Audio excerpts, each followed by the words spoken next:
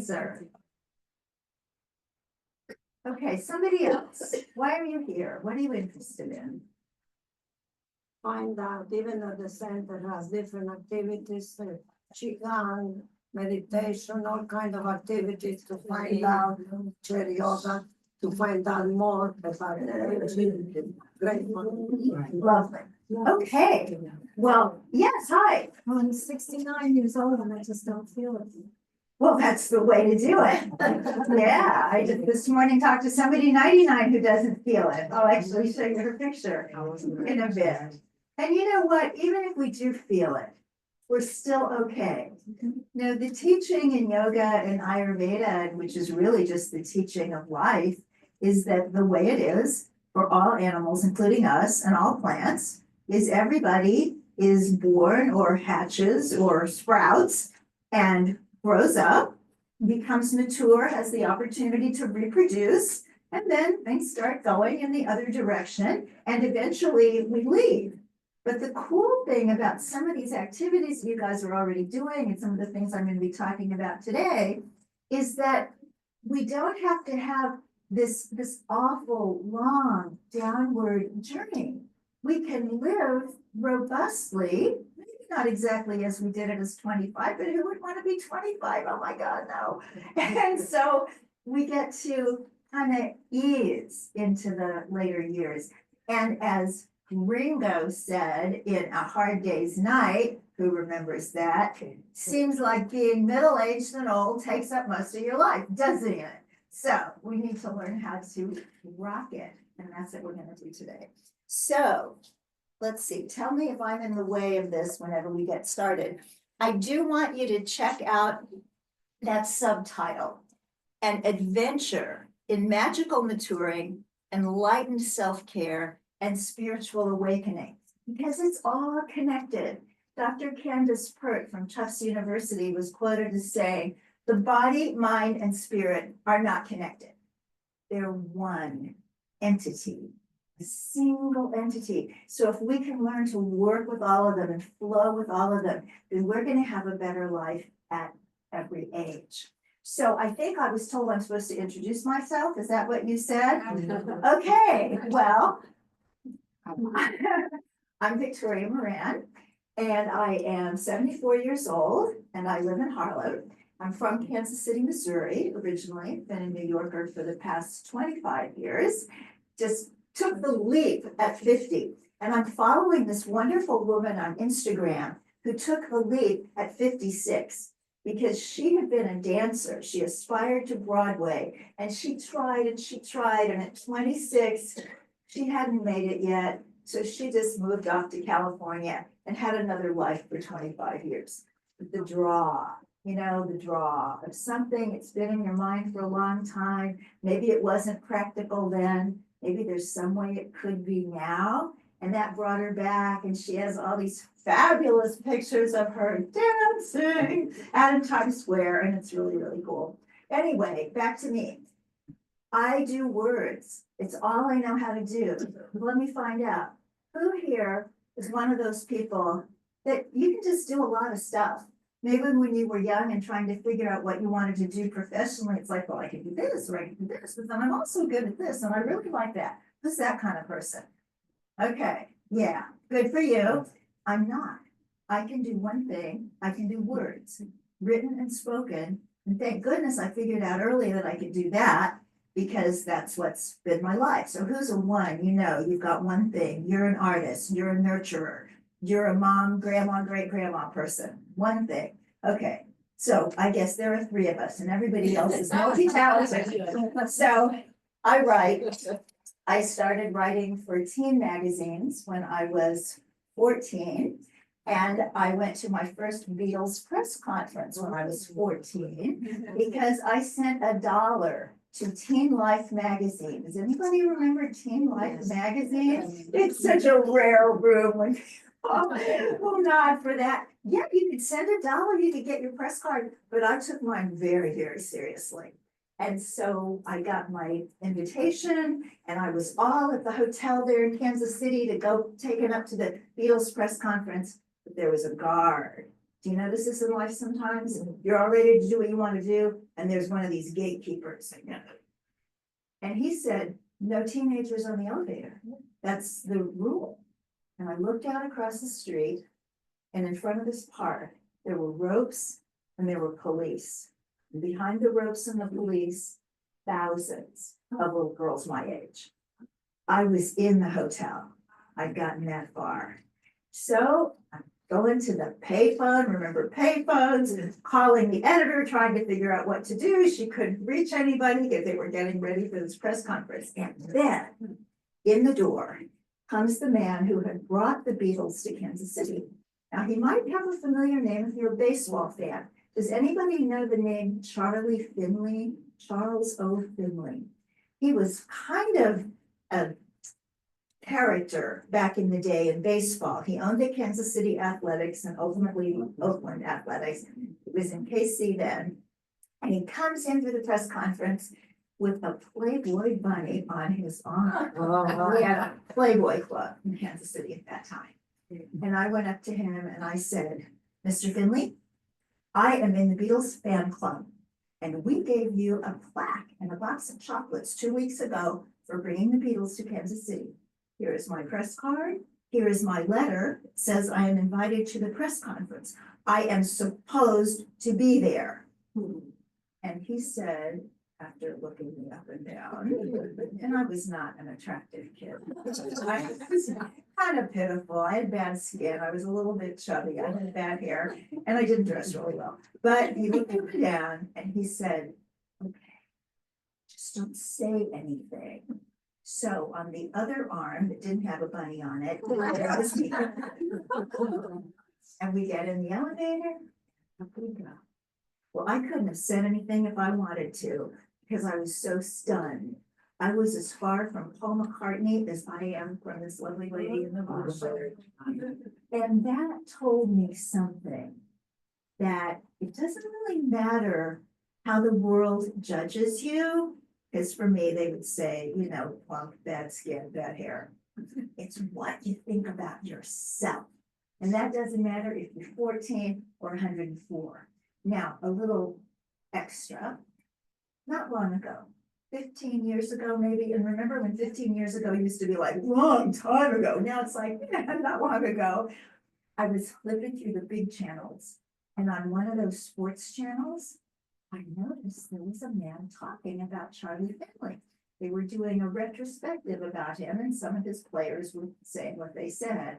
And this man said, oh, Mr. Finley, he could look you up and down and see your soul. Oh. And if he liked what he saw, he would go to bat for you.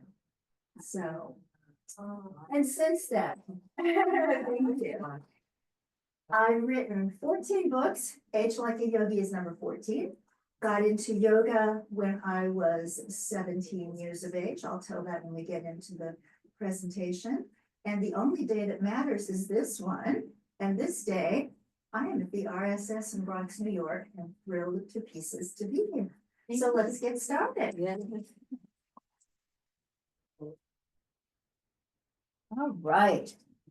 Now, let's see. Oh, so this is, I'm looking at the Zoom screen as opposed to the PowerPoint. You're looking at the PowerPoint. I'm looking at the PowerPoint. So all you have to know, so Why does it say your screen Okay. sharing and all that? it doesn't matter. Okay, We're gonna ignore that. okay, All right, so I'm just gonna get that out of your way. okay. And come on, why are we not advancing? We are advancing. We are advancing. That thing. It's Just not in, yes, we're talking metaphorical. That's right. Let's see. Why is this not everything? I hate to tell you, I'm deaf to technology, but there we go. Yay! Ta-da! That's a thought. Okay, so Age Like a Yogi is indeed 58 years in the making. Because when I was 17, back then in KC, I was looking for meaning.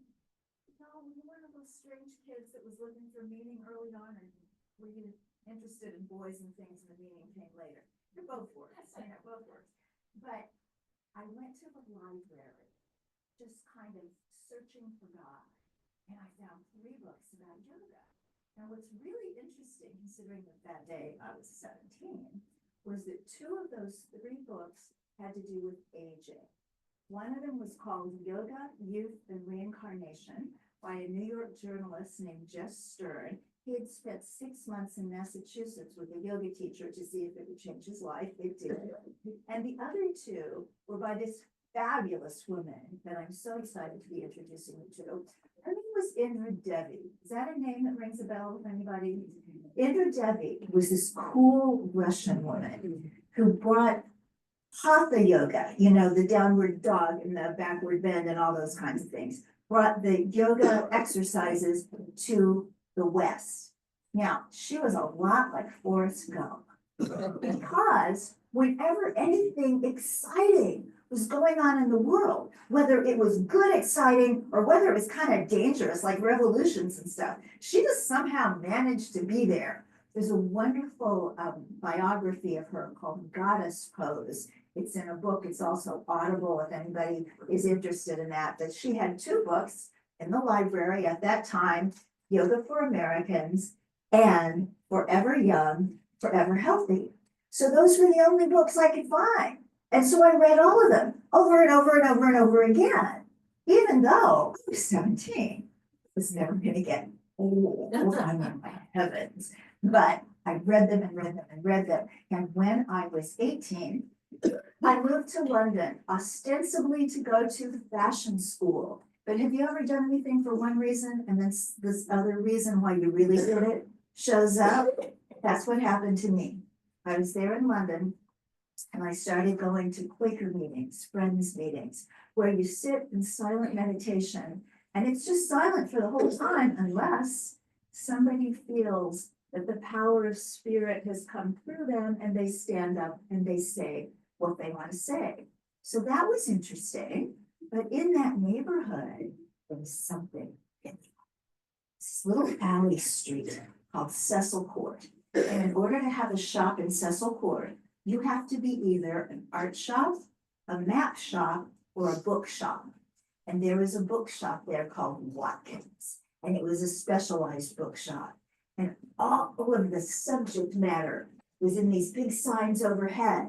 And there was one that said yoga, and there was one that said ecology. I had never heard such a thing. It was 1968. What's ecology? Well, we know now. Wish we'd known more earlier. And it said things like Christian mysticism and Kabbalah and reincarnation. And I'm just like, whoa, this is cool. And on a sign on a bulletin board, remember bulletin boards? Somebody was teaching yoga. I could actually go and be taught. So I did. And lo, these many years later, here we are just doing this. Hit enter. Well, isn't that interesting? This is Stella. Stella was my first yoga teacher, the one who had her sign on that bulletin board. She is now 99, and this is an actual recent picture. Now, I was talking to her today, and my husband is disabled. I'll get to that in a minute. And Stella was trying to get me to encourage him to get a walker. You know, sometimes people have a little ego. Anybody have one? We all have one. Do we think men might have a little more than women, generally speaking? Yes. We think so, yes. And so my husband uses a cane, and things might be better for him if he would use a walker, but he won't. So Stella was giving me all the reasons why. When I get out with my walker, darling, everyone is so kind to me, and everyone keeps their distance because I have more gravitas. That's Stella. So I was very lucky to have that kind of inspiration and wonderful inspiration now. This is the woman who wrote the foreword to Age Like a Yogi, Sharon Gannon, co-founder of Jivamukti Yoga. So what I want to do today is run you through some of the ideas in Age Like a Yogi, and then I want to do little exercise, little things in between so that we don't get bored and we don't sit too long, because you know what happens if you sit more than an hour, the alarm goes off. Or it's supposed to. Who sets an alarm for every 55 minutes? So we get up. Now, I have a really good reason to get up every 55 minutes beyond health. And that is that I have a rescue pigeon. Now, not all New Yorkers love pigeons. I do. And this pigeon was turned into the Wild Bird Fund, and he's blind in one eye, and he lasts outside 15 minutes. So I have this pigeon. He walks around. But what would you do if you had a pigeon walking around your house? You get up every 55 minutes to clean the floor. So, reason. Maybe not everybody has a reason that that's good, but we can find one because we do need to get up every now and then. But after that, we're going to go deep dive into something called Ayurveda. So let me just get a poll. Who is somewhat familiar with yoga? You don't have to be an expert, but you know what it is. Okay.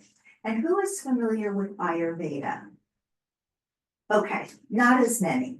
Well, here's the historic reason why so many more of us know about yoga, or so many more of us knew about yoga a lot sooner. So I learned about yoga in 1967, and I learned about Ayurveda in probably 1993.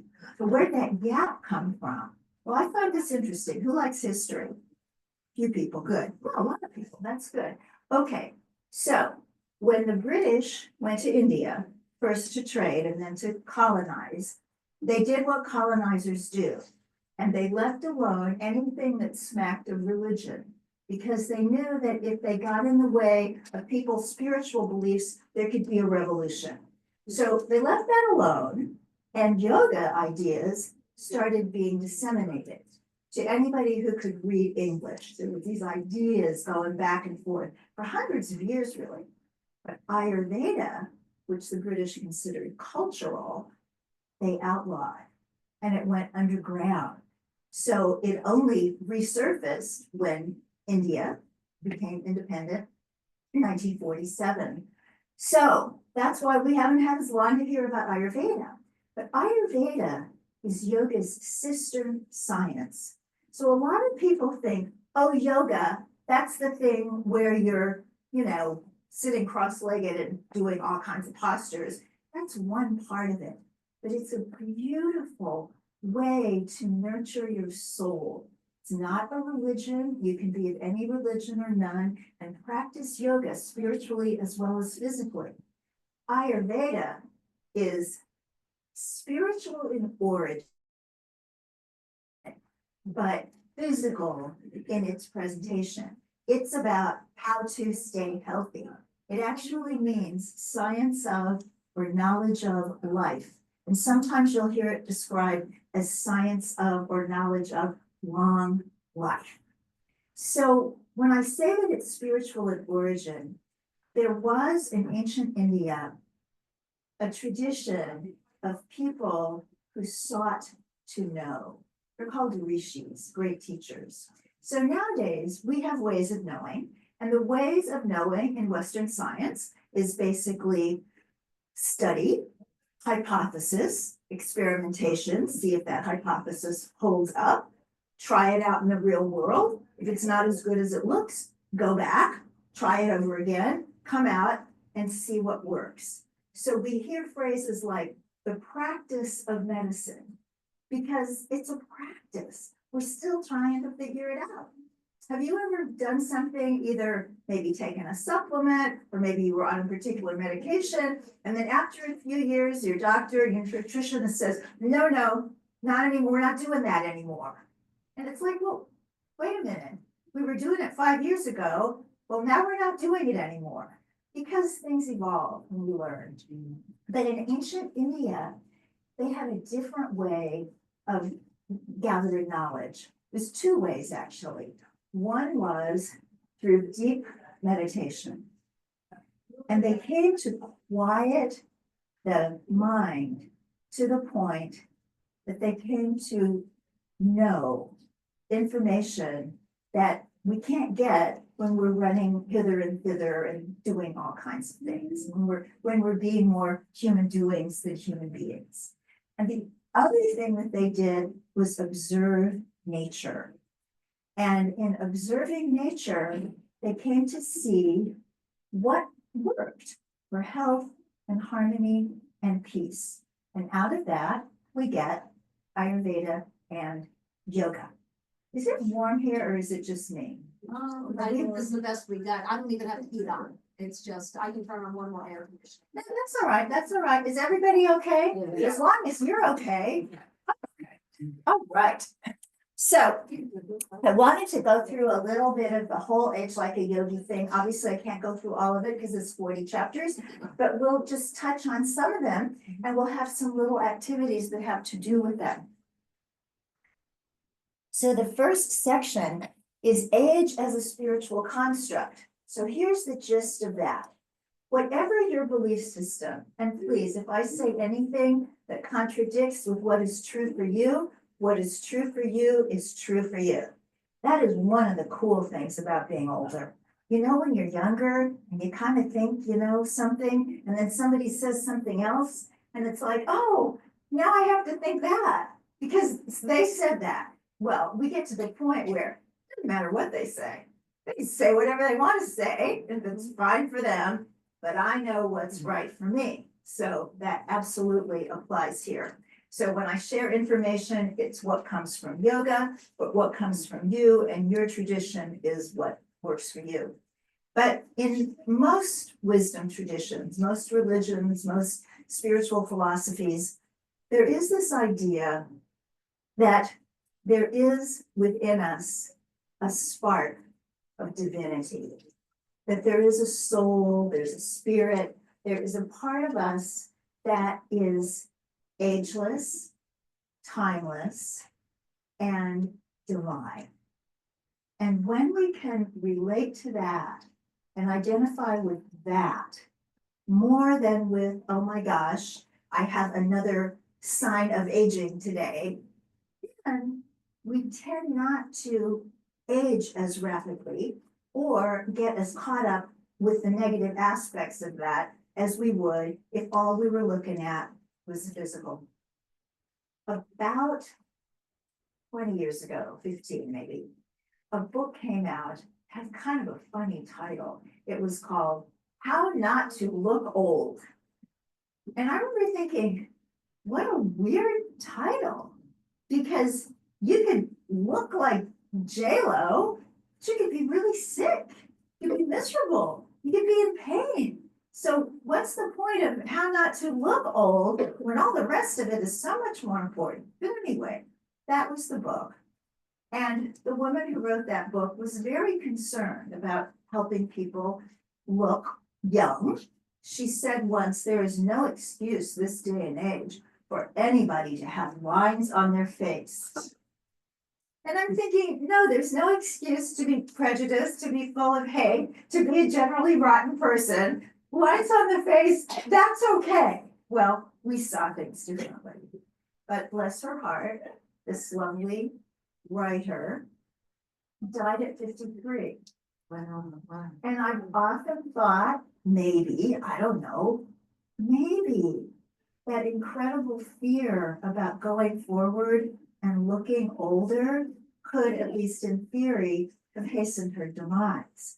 So when instead of looking at what we're looking at and judging it every single day, which society has loved to do for the past many years, it's getting a little bit better now.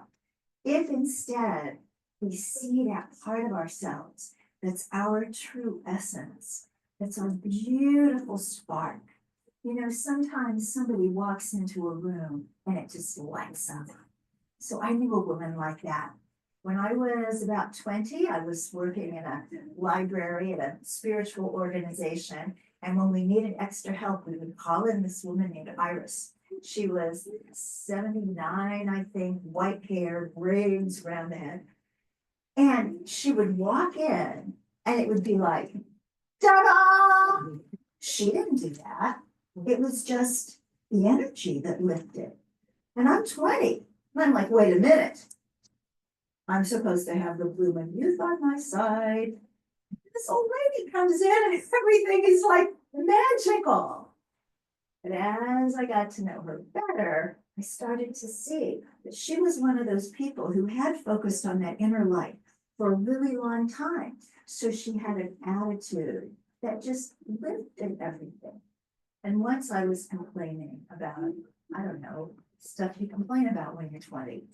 And Iris said, the darling physical play. Now, if you've studied yoga, you have this idea, which yoga has, and you certainly don't have to have, you believe what you want to believe. But in yoga, the idea that there are planes of existence and that this physical earth is not anywhere near the highest or the best, but it's sweet because it's where we are.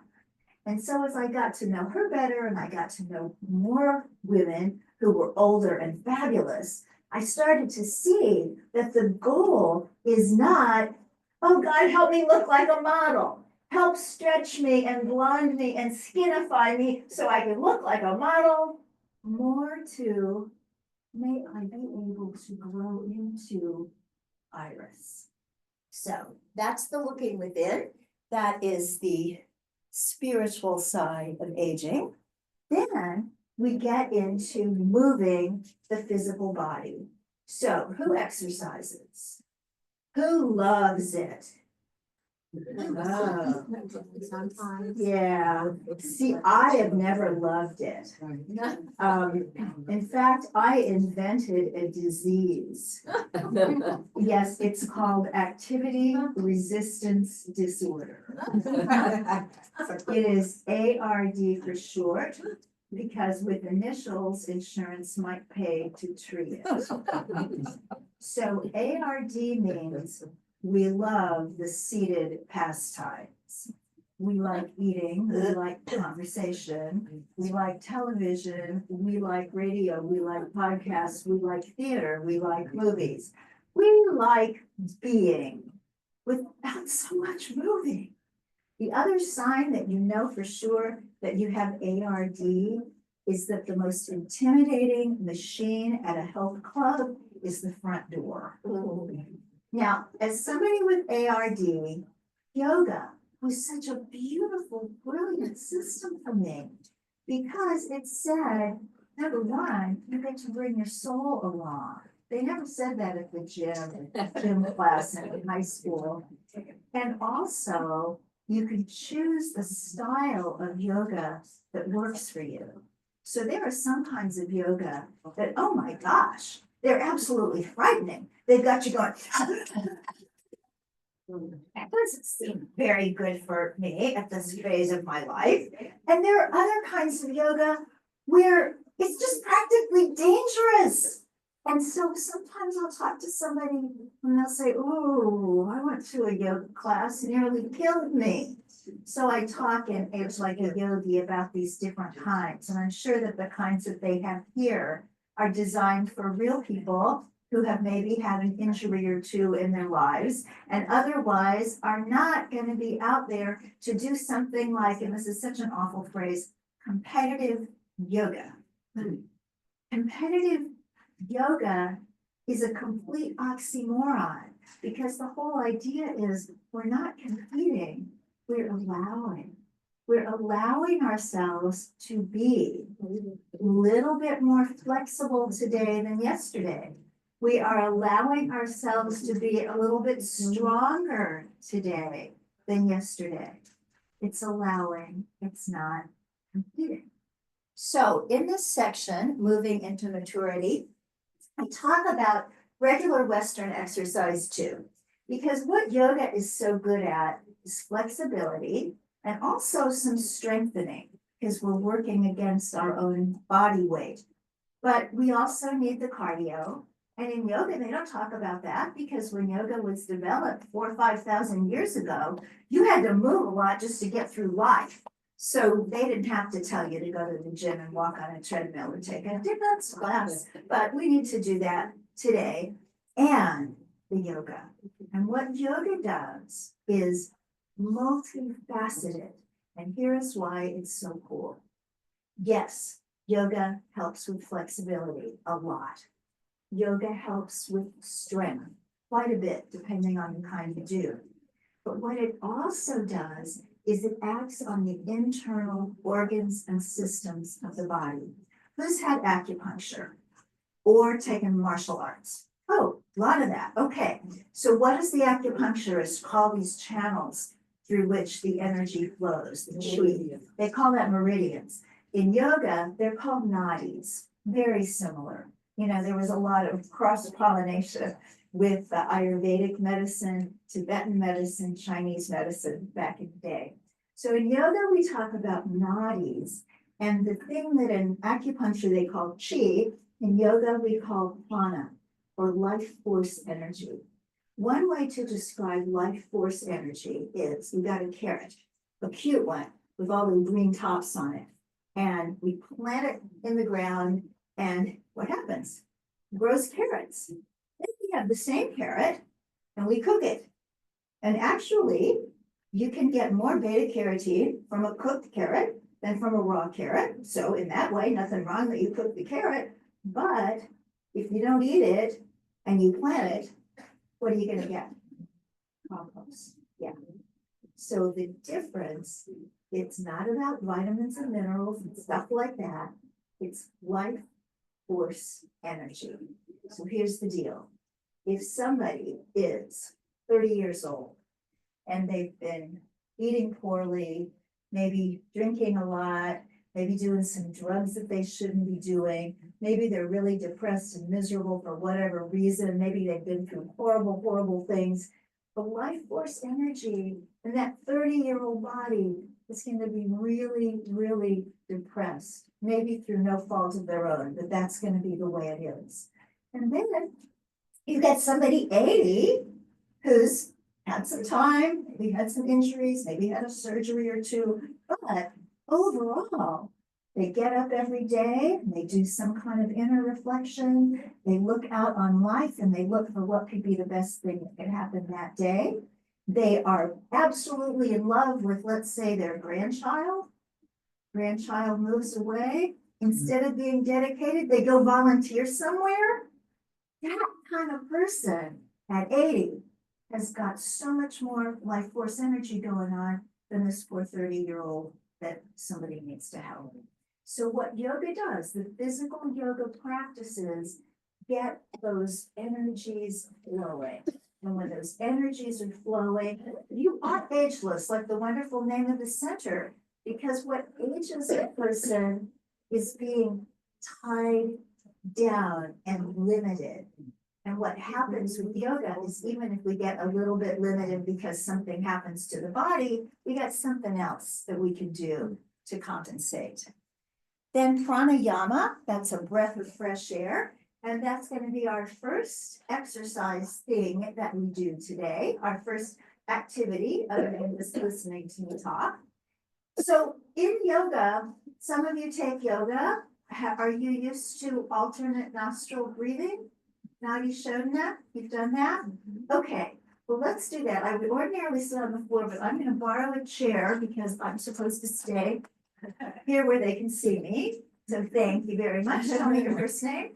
Rosemary. Rosemary, thank you for the chair, Rosemary. Okay. Now, we are going to do alternate nostril breathing. And later on, we're going to do it again, but we're going to do it differently. So just sit comfortably, feet on the floor, whatever is good for you. Ideally, 2 feet on the floor, if that's not uncomfortable. And come into yourself.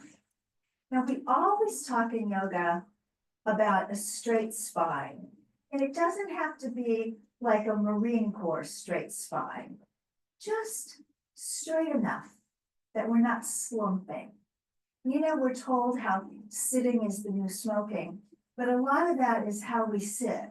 If we sit really supporting our back instead of slumping, then a lot of the problems that we see from too much sitting go away.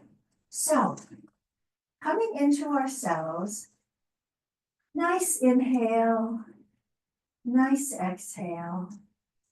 And now bring your right hand up to your face and put your thumb near your right nostril and your 2 first fingers pointing toward the middle of your forehead. And then you've got your ring finger and your pinky finger And that's gonna shut off one of your nostrils in a minute, so don't do anything till I talk you through it first. So we're gonna inhale and exhale through both nostrils. And then we're gonna close off the right nostril, inhale through the left. Then we're gonna close that off and exhale right. Then we're gonna inhale right, close it off, and exhale left. So the idea is that you're never without breath. You inhale through the nostril through which you have just exhaled. So let's begin. I'll walk you through it. We're going to inhale through both nostrils. Nice, easy breath. And exhale through both nostrils. Now close off your right nostril with your thumb and inhale through the left. Close off the left nostrils with the ring finger, open the right and exhale. Now inhale through the right. Close off the right nostril, open up the left and exhale. Inhale left. Close it off, open the right, exhale. Inhale right. Close it off, open the left, exhale. Inhale left. Close it off, open the right, and exhale. And then try a few just on your own. Inhaling right. Close it off, exhale, and I'll just be quiet and let you do.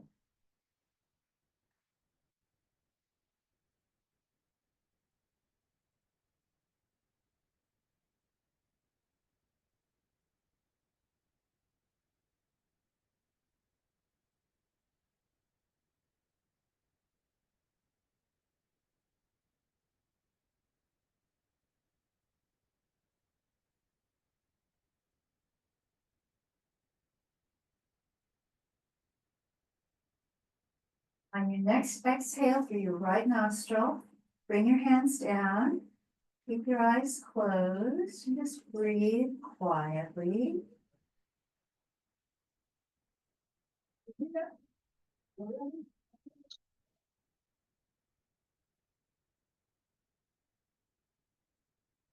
Gently open your eyes. What this particular breathing exercise does is balance the right and left hemispheres of the brain. It's very, very calming. And as a pranayama, we said prana is that life force energy. Yama means control of.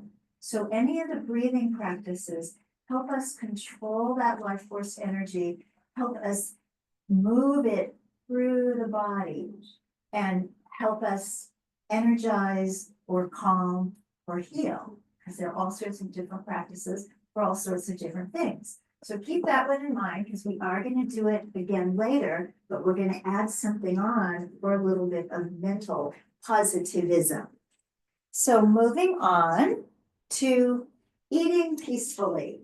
And I do want to do a shout out to our sponsoring organization today, one of them in addition to the RSS, and that is Plant Powered Metro New York. Are you all familiar with Plant Powered Metro? A few of you are. They do the coolest things. They are out there in the world helping people eat stuff that grows up out of the ground and be all healthy and inspired, and it's just wonderful. So they connected me with Barbara and with this wonderful organization. And so we have Grace from Plant Powered Metro at that table over there. And you can see her later and find out some of the cool things that they're doing. So yoga historically has been vegetarian, has recommended that for a very long time. And today we are having a plant-based revolution with lifestyle medicine and the Dean Ornish program and so many other advances, getting people to, if they eat not only plants necessarily, some of us only plants, that's me, but even mostly plants, So many amazing things can happen with the body. And here's a very cool stat. Now, we know that Medicare does not like to pay for a whole lot of stuff. Have we learned that? Sometimes they're just not real into paying for stuff. You know what they'll pay for? The Dean Ornish Heart Disease Reversal Program. Now, Dean Ornish is an internist in Northern California. And when he was a young doctor back in the late 1980s, he had this idea that lifestyle might reverse coronary heart disease. This was a revolutionary idea because it was not believed possible by anything. It was not believed that any drug, any surgery, any diet, anything could reverse it. Maybe stop it, maybe reverse crazy thinking. But Dr. Ornish was not only a physician, he was also a yogi. And so with what he knew of yoga and what he knew of modern Western medicine, he put together the idea that a vegetarian diet, very low in fat, combined with walking, gentle yoga, group support, and some internal meditation or contemplation or internal practices that work for the person's worldview, that combination could not only prevent, but would actually reverse coronary heart disease. So, young and idealistic, as we all remember being, he goes out for money for his program. And he says, I want to do yoga, and I want to do meditation, and I want to have people eat vegetarian. And how much money do you think he got? So he went to his yoga guru, Swami Satchidananda. Swami Satchidananda came to the US in 1965, and the Integral Yoga Institute that he started here is still down on 13th Street in Greenwich Village. And Dr. Ornish said to Swami Satchidananda, I really believe this could work, but nobody will give me any money. And the guru said, you're speaking the wrong language. You have to speak the corporate financial language. So don't talk about yoga and meditation and vegetarianism. Tell them that you want to get people on gentle exercise, group support, a low-fat diet, and stress management. And guess how much money he got? All the money he needed for his study. And what came out in 1990 was revolutionary. That through that lifestyle, coronary disease could be reversed with so much after effects, 1990, 2000, 2010, 2020. Now that Medicare and Medicaid and a lot of private insurance companies pay for that program. So that's pretty cool. And a lot of people do it and they don't know that history. I'll tell you one other little tidbit. In 1990, when Dr. Ornish's book came out, Random House Publishing called it Dr. Dean Ornish's Program for Reversing Heart Disease. But what he wanted to call it was Opening Your Heart. Because physically and metaphysically, that's really what this is about. Did you have a question? Yeah, you obviously have to have heart disease for pay for it. Yes, unfortunately, it would, but here in New York, there's so much cool stuff going on with the public hospital system that you can get a lot of help, certainly with a plant-based lifestyle, without having to have heart disease, but you do have to fall within a certain, so we don't want to have heart disease. That's no fun. So if we don't have that, we won't get the free stuff, but we'll be better off in the long run. So when we look at the yogic ideas about food, one of the things that I continually am amazed by is how they knew thousands of years ago, not 50 or not 500, thousands of years ago, the same things that are coming out now and that are considered new and revolutionary. So what they were looking at was what kinds of food would give the person the ability to sit quietly in deep meditation and have comfort. to sit there and not be bothered by, oh, this hip is acting up, this knee is acting up, my head is aching, all that. What kind of food are we gonna feed people so that they can be really good yogis? And what they came up with, the same thing I think you're gonna see over on that table from the plant-powered metro people, is vegetables, fruits, whole grains, legumes, that's beans, nuts and seeds. And the yogis did say milk from healthy cows. You're not gonna find that over on the plant-powered table, because this is a different era. Kind of hard to find the healthy cows and just the way things are going in the world. It's very difficult to get cow's milk that has the kind of history that most of us would be comfortable with if we knew the history. So the plant-powered approach is fully plant-powered. Whatever you want to add to that, your business, because you are in charge of yourselves. But the ideal we're seeing today is plants, plants, plants, and they are so cool. Now, later on, when we get into Ayurveda, I'm gonna talk about this thing, food over 50, veering toward Vata. Now, that might be a strange word you've never heard before, but it is the ultimate secret that Ayurveda has for aging well. We're gonna get to that in a bit.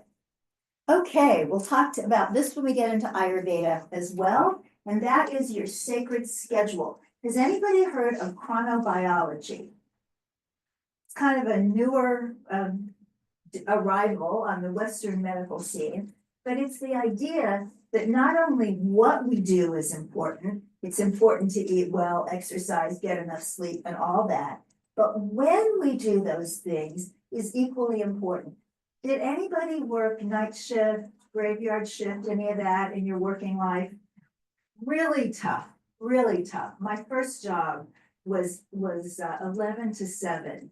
And you know, I was 18 and it aged me 13 years. I'm sure that happened. So it's hard when nature has a schedule and our bodies have another schedule. And sometimes we can't help that, you know, you gotta make a living. But when we have this wonderful time now, when we can get our own schedule, we can get it in line with nature. And we'll talk about that after our little break. Then we want some glow. We want some glow like Iris had. And so this next section is about all that kind of thing. So I want to talk about this word ojas. That might be a new word that not everybody knows. I'll bet you know the word ojas. Maybe not everybody else. But ojas is this idea, it's mystical. So take off your Western scientist hat for a minute and put on your mystical yogi hat. I'm going to talk about this beautiful golden fluid. Now, if you go to the hospital and the phlebotomist puts needle in them, they're not going to find any ojas. They're not going to find any golden fluid because we're talking about something that's more etheric. But in Ayurveda and yoga, ojas is the essence of vitality. The essence of what we think of as youthfulness, but youth at any age.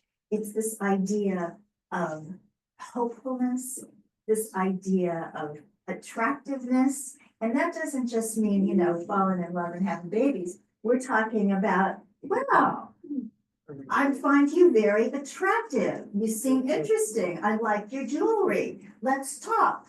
And ojas is that from our inner essence. So how do we get it?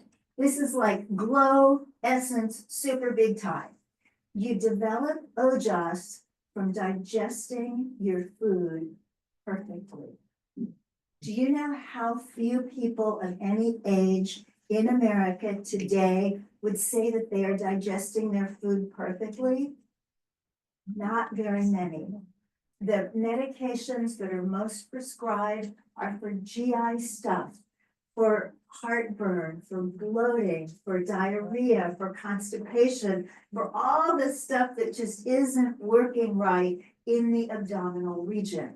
And some of that is because of all the processed foods we eat, of the very low fiber diet. So many people know that things like white bread don't have fiber, but do we also know that animal products have no fiber? And we need fiber. We need enough water. not just gulp, gulp, gulp all day long, but we need water content foods, fruits and vegetables, so that we have that kind of juicy quality. That juicy quality that we think about as youth, you can be juicy at any age, because that's what OJAS gives you. And there are some certain foods that are said to really be OJAS uppers. And I list all of them in the book, but I'll tell you a few just off the top of my head right now. So some of them are these wonderful juicy fruits. So all the melons and mango, these kinds of fruits that just make you feel like, ooh, one bite and you're on a tropical island. Then sweet potato, which of course has to be cooked to be soft and nice. And not only is it full of all kinds of antioxidants and wonderful phytochemicals, but it's also working to give you this wonderful, juicy, lovely quality. Barley is in there, dates, figs. These foods that are just kind of soft, maybe a little bit sweet. If you chew them long enough, they're going to start to feel sweet.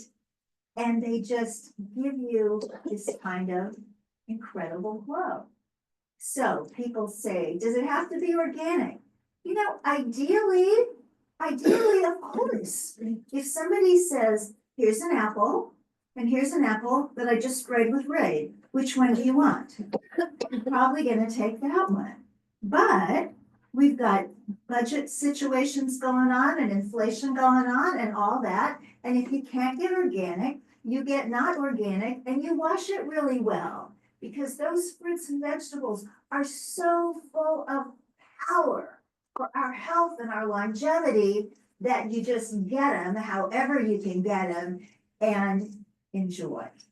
Now, be careful for your own digestive capacity, because sometimes a food can be really, really good on a chart. It's got this many vitamins and this many minerals and this much protein, but if you can't digest it and it's making you go, ooh, then that's not going to help you just yet anyway.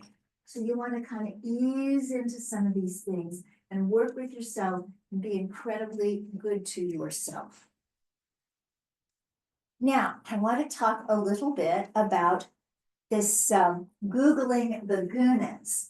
There are 3 elements in yogic teachings that describe the physical world. And they have to do with food and they have to do with other things too. So one of them is tamas. And tamas is the energy of non-energy. It's the energy of inertia. It's the energy of decay.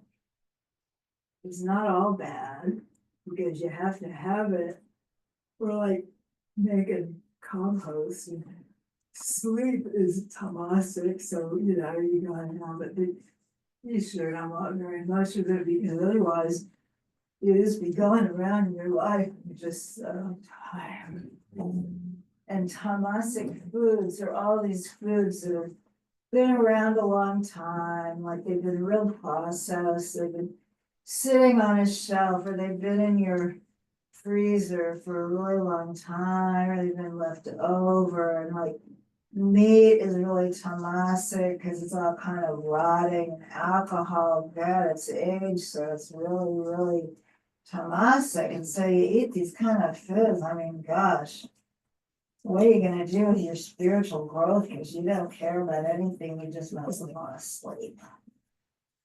But there is another energy, and that energy is called Rajasic. And guess what the favorite Rajasic food is in America? It is coffee, and it is going to Starbucks, and it is getting a venti, or it is getting a Trenti, and it is really pumping you up, pumping you up, pumping you up. And what? If you went to a country where they don't drink coffee, how do they make the tea? They make it thick, thick, thick, dark, dark, dark, so that it is full of caffeine and gives you some Rajasic qualities. And what else is Rajasic? Well, sugar, if you eat it, makes you tired and sleepy and tamasic. But sugar, when you first take it in, makes you hyper, which is why you don't want to give the whole bag of Oreos to your grandkids when they come over, because you don't want them to tear up your whole house. And then we've got stimulating kinds of way too hot spices. And if you're eating this kind of food all the time, and then you want to meditate,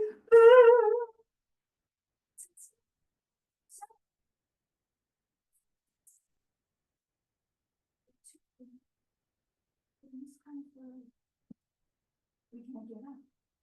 So said the yogis in the middle.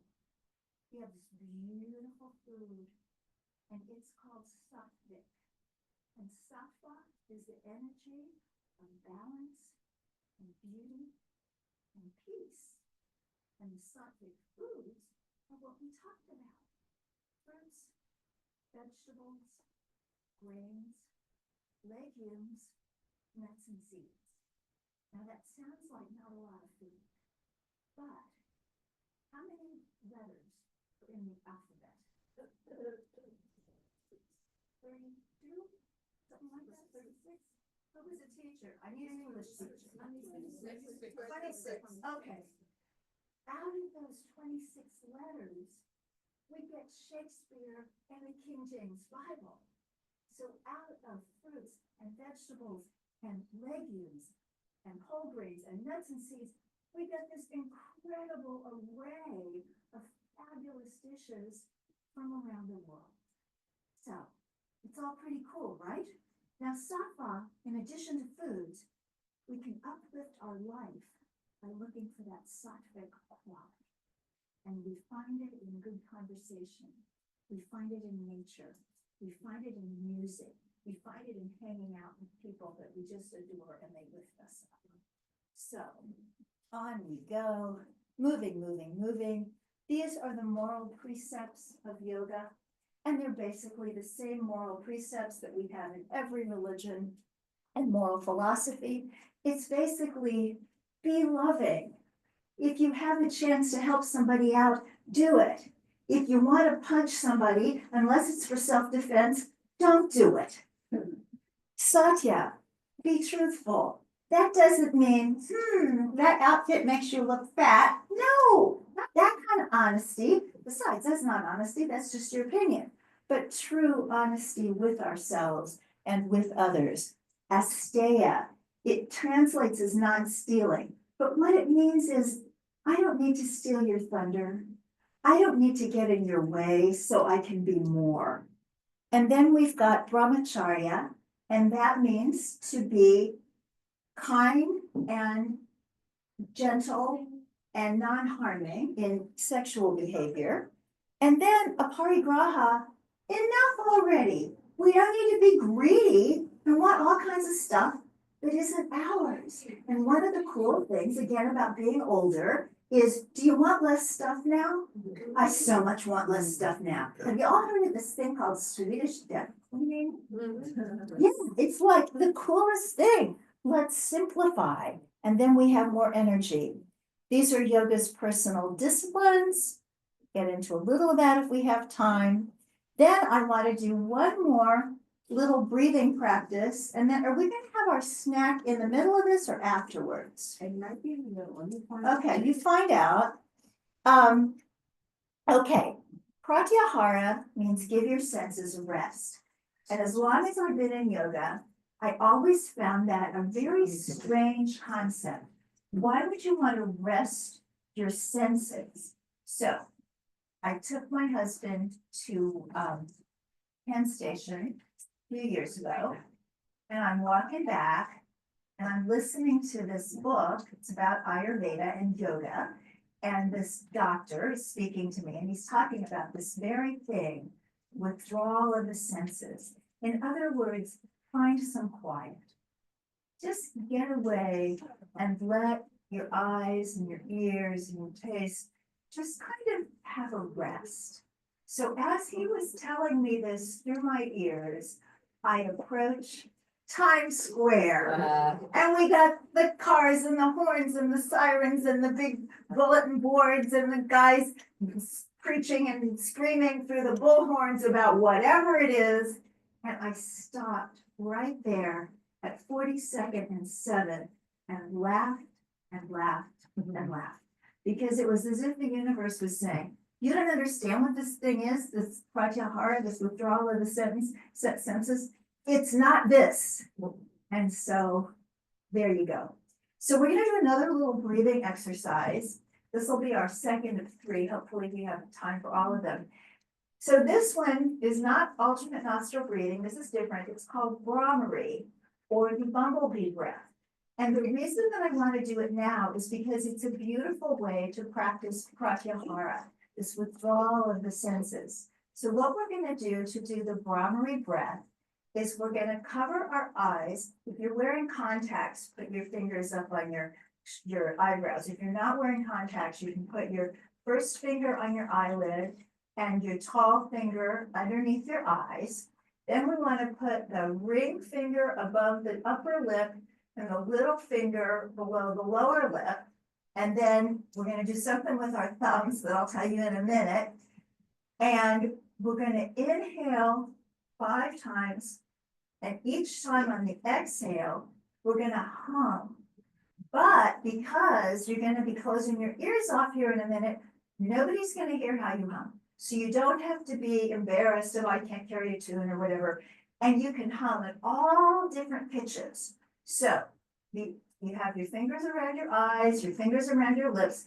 Now we're going to cut off our ears and we're going to inhale. And on each exhale, each of the 5, we're going to go, Okay, close your ears and go at your own pace.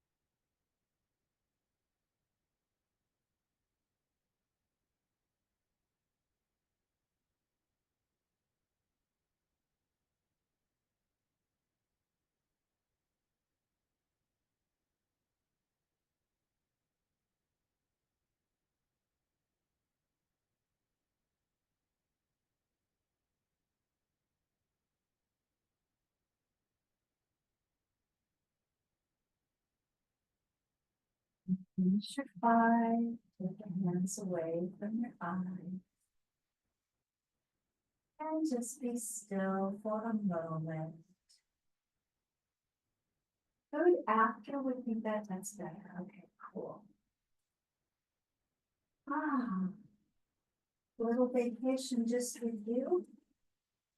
Nice practice. Okay. Moving right along. I finished Age Like a Yogi with warrior challenges. So who's taken yoga classes, asana classes? Some of you. So you know that in most styles of yoga today, you are not going to get through a class without some kind of warrior. They're going to have you doing, this warrior or this warrior or this warrior.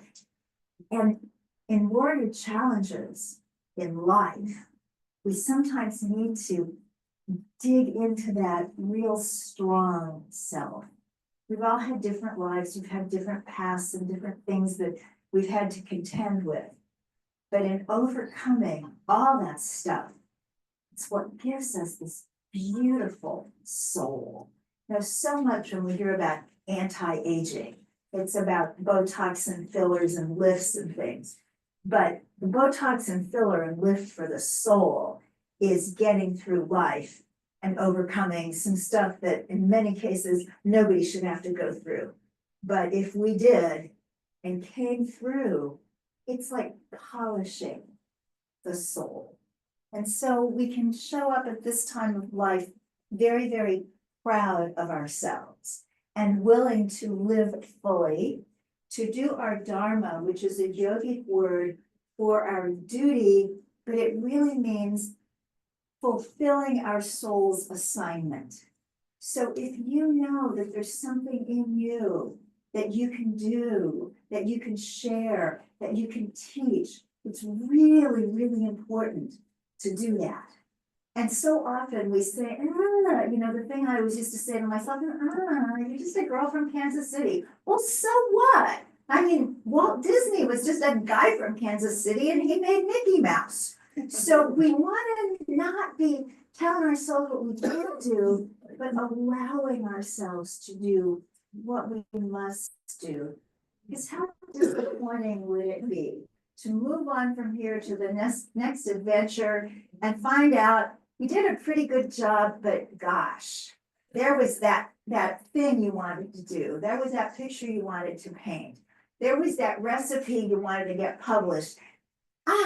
Shucks, let's do it. Let's dare to live our dharma. Dare to make peace with mortality. I think that people do that in different ways at different times. And you can get really down about mortality. Like there's a yoga posture at the end of every class where you just lie on the floor and your palms are up and you do this deep relaxation. Y'all know that one. It's called Savasana. Well, that is corpse pose. But because we're so freaked out about death in this culture, lots of teachers will call it sponge pose. It's like, that sounds like a cartoon person. That's not a yoga posture. But it's okay to know that this life in this body is temporary because that's how it was always meant to be. And the only when we are like cool with that it's temporary, can we really be here in this day. Like, yeah, I am living like the Dickens today. The only day I've got, the only day that matters. And then dare to elevate everything. Have you noticed this word elevate? It's everywhere. I noticed it this morning. It was in some kind of service or construction company or something. And they were calling it like elevate dynamics. And it's like, oh, come on. I use it in my book. I don't want to have it used for heavy machinery. But everybody's getting this idea that what we want to do is not be bogged down. And oh my gosh, did you watch the news this morning? Oh my goodness, did you hear what somebody said? And I don't know if this is true or not, but if this is true, things are worse than we thought. You know what? Maybe so. But what can we do other than elevate? So what do we do to elevate? We tend to judge. Well, I'm going to do something great big, but I can't do something great big. Remember, I'm just a girl from Kansas City. What we do is what we can do. So what can each of us do today to elevate something? Can we knock on somebody's door in our building we haven't heard of in a while? Can we call somebody that could use a call? Can we smile at somebody? If somebody asks us for money on the street, whether we want to give them money or not, can we just say, hi, I hope things get better? Can we just lift something up? Can you pet the cat? Can you rub the dog's belly? Can you make a pot of soup? You just changed the world. So, having traveled quickly through this book, I just want to let you know there's also an audio version. And the most fun I ever had was spending 3 days reading my own book into a microphone in a studio in Times Square in the same building that has the Capizio store. So as a chubby little kid who always wanted to be a ballet dancer but never could, I was so dedicated. Now, I wanted to share this with you. This was my husband and me in 2017, not so long ago. But in some ways a lifetime ago. Because my husband had some trouble. He fell onto the subway tracks just before the pandemic. And you know, the police won't tell you what happens in a case like that. So I don't know if somebody pulled him up or if somebody just managed to call 911 before the express train showed up, but whatever, he was saved. But had traumatic brain injury. And then there was a stroke. And then there were a couple of seizures. And then there was an amputation. And so each one of these things, it's more density in my life. So in this picture, we're in Brooklyn, we're at a diner, vegan diner called Champs. It was so much fun. It's gone now, didn't survive the pandemic. But if I were gonna look at this picture and think about how my life was then, and heck, I was 67, I wasn't a baby, but my life then was ta-da! And now my life is, But what I'm not gonna let it be is, because if I do that, I've given up what I've got. I've given up the fact that I'm alive and I'm breathing and I'm here with you. And no matter what history, no matter what present, no matter what diagnosis, no matter what somebody says, no matter what somebody thinks, here we are, and we're gonna rock it. So I shared with you what life happens means in my life today. Whatever it means in your life today, you are more than you think you are. You can do more than you thought you could, or maybe you did. Maybe you've already known this stuff, and I'm just telling you what you already know. You can show up in this world as an observer. That's very yogic. We stand back and we watch what we do. So if I am here talking to you, but I'm aware that I'm here talking to you, who's watching? Maybe that real self, that inner self we talked about earlier. You can act in this world as a benefactor. You can be an uplifter. You can be like Iris in the library, shining your light, and you can know, in Emerson's words, what lies behind us and what lies before us are tiny matters compared to what lies within us. So let's stand up because we haven't stood up in a while. And I am going to call Barbara for help. There we go. What do you need help with? I need the other PowerPoint. That's, oh, I Thank got you so you. much. Okay, everybody, ladies and gentlemen, I believe there's one. And we're gonna lift up and we're gonna reach. Remember how we said elevate? Let's just stretch and elevate our thinking and elevate our being. And exhale, our arms come down. And then let's bend from the hips.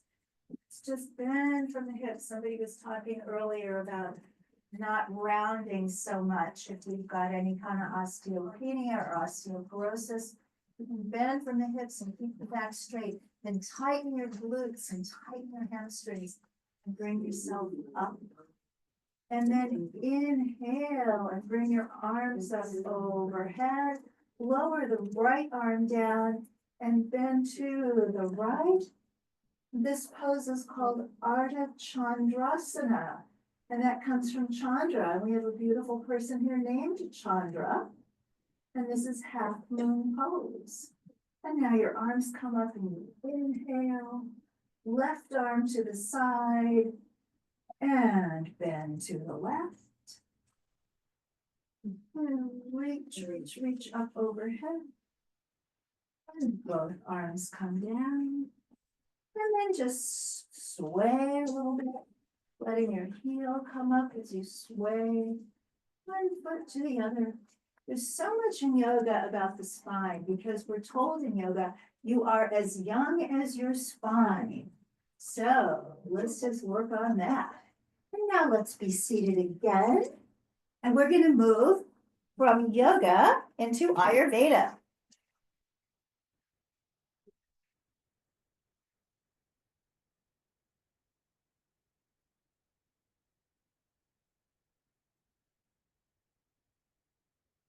Hey, what? To have proven self-care tools. And this is a very cool thing about Ayurveda. It is a medical system. It's recognized by the World Health Organization as a viable medical system. It has all the same aspects that Western medicine does. So it's got pediatrics and geriatrics and surgery and psychiatry and all of that. But in addition to being a medical system, it is a self-care system. Wouldn't it be cool if when we went to our doctors, we got more time on how to take care of yourself than here's the next prescription? You know, maybe there could kind of be a balance there, a little bit of both. Well, that's what Ayurveda says. And then you can add this time-honored wisdom to what you already know. Because that's the thing I think so many people miss out on. Just because you get some new information doesn't mean you have to throw out your old information. And something that's cool is sometimes you'll see the same truth coming from more than one place. There'll be like herbs recommended in Ayurveda, and you'll say, gosh, my grandmother used to make me that kind of tea. It's very cool when things go around and come around. So what I want to talk about first, we mentioned this a little bit when we talked about chronobiology, is dinacharya, which is daily routine. So who has a daily routine? Who's pretty good at, I know when I'm doing this, I know when I'm doing that. That is a real health promoting practice. Now in Ayurveda, because there are energies of the day recognized, natural energies, what the recommendation is that we go to bed a little bit earlier than a lot of people like to, by 10 o'clock, and that we get up a little bit earlier than people like to, like maybe 6. Now, I understand that sometimes, especially when we're older, sleeping through the night can be a little bit more difficult than it once was. And if you're up for hours in the night, am I gonna say get up at 6 o'clock just because you're supposed to? Probably not. But one thing that is cool about this whole idea of the early rising, if you find yourself awakening really early, and that can be so discouraging. It's like, I don't want to be up at 5 o'clock. 6 o'clock's okay, but it's only 5 o'clock. Well, you can try to go back to sleep, or you can know that in yoga and Ayurveda, that early morning time before the sun comes up is very special. It's called Brahma Muhurta. And this is the time of day when it's quietest and when it's best for prayer and meditation, and journaling, and those inward kinds of activities. So if you're up and it's early, you might try to go back to sleep, or you might be grateful to be awake and to be able to use it for some of these lovely ideas. So in Ayurveda, morning starts the night before. So you want to shut off devices, including the TV, an hour before bedtime. So if you want to be in bed with lights out by 10 o'clock, you want to turn off the TV and the phone and the laptop by 9. And then you have this beautiful hour to do all sorts of amazing things with yourself. So you can do your lovely skincare regimen, you can read something, and I'll say cheat and leave the phone on with the light off enough that you can listen to something, listen to music, listen to an audiobook. It's just you don't want that blue light shining into your eyes, interfering with the melatonin that is supposed to help you sleep. So we're gonna be in bed and we're gonna have finished dinner a few hours earlier, so we're not digesting in our sleep. Because in our sleep, we're supposed to be detoxing. So digestion should be over, and you sleep in a nice dark room. Does everybody like your bedroom? If anybody is unhappy with your bedroom, do what you can to fix it. If there's a light shining in, I remember I used to have a house in Kansas City, and this person decided that the only way they could have security was to have this horrible light shining right in my bedroom window. And that's when I discovered sleep masks. They cover a multitude of sins. Now, here is something that Ayurveda suggests for falling asleep and sleeping through the night. And I will tell you in advance, it makes no sense. There's absolutely no reason why this should work, but it does. And what that is massaging your feet with sesame oil. Ideally warm sesame oil, and the easiest way to warm it is just rub it in your hands. Now, it's just regular sesame oil, not that kind of fried kind that they use for seasoning. Regular sesame oil, and maybe olive oil or something else would work, but Ayurveda really likes sesame oil. In fact, the word sneha is Sanskrit for love, and it also means oil. So you rub your feet with that warm sesame oil. And you can even warm it up more. You could put your sesame oil in a little maybe pill bottle or a little kind of plastic bottle and put it in a mug of hot water. You don't want it to be real hot, just kind of warm. And you massage your feet, and you kind of find some of those points that might be a little achy and massage them a little extra. Then you put on some socks. Now, if you think you're gonna be getting up in the night to use the bathroom or whatever, you use those socks with the sticky things on them. You know, if you've ever been in a hospital, they give you those sticky things. Okay. And then you just go to sleep. And it makes such a difference. So if anybody tries it, I've got my cards up here, you can email me, you can let me know how it worked for you. But many people report that it's almost miraculous, and I will take almost miraculous any day of the week. What did you do? That's what I say, it makes no sense. I don't know what it does. You know what it does? No. Okay, it just works. It's the same principle works apparently if you rub Vicks on your feet. Really? And Okay, put on the socks. Yeah. It helps with the cold. okay. Vicks on the feet? Yeah. We've got the Western version. You see, there's nothing new under the sun. So then you wake up and here's what you do. While you're under the covers all warm, you do some stretches. Did anybody do ballet as a kid? Ballet teacher always said, never stretch a cold muscle. But when you first wake up in the morning, you're warm. So one good thing to do is bring your knee into your chest and then bring it over to one side and then do the other knee and then bring both knees to your chest. Now that is a nice little stretch, stretches your back, but here's what it really does. It massages your internal organs. So remember how we talked about everybody taking Tagamet and all this kind of stuff for their gut? If we start early in the morning, working to stimulate this region, we're gonna have an early morning bowel movement, which Ayurveda says is really important. Another thing you can do to get that going is to drink a nice mug of warm or hot water. It could just be water. Traditionally, it would have some lemon in it. Some people don't want to do lemon because it's tooth enamel. But what they're saying now is if you drink lemon water, rinse your mouth and don't brush your teeth for 15 minutes, it's not going to hurt your tooth enamel. But it's up to you. You do what you want. You can also have some ginger tea. Ayurveda loves ginger. So there's never a bad time to do that. But early in the morning, you want a substantial amount of water.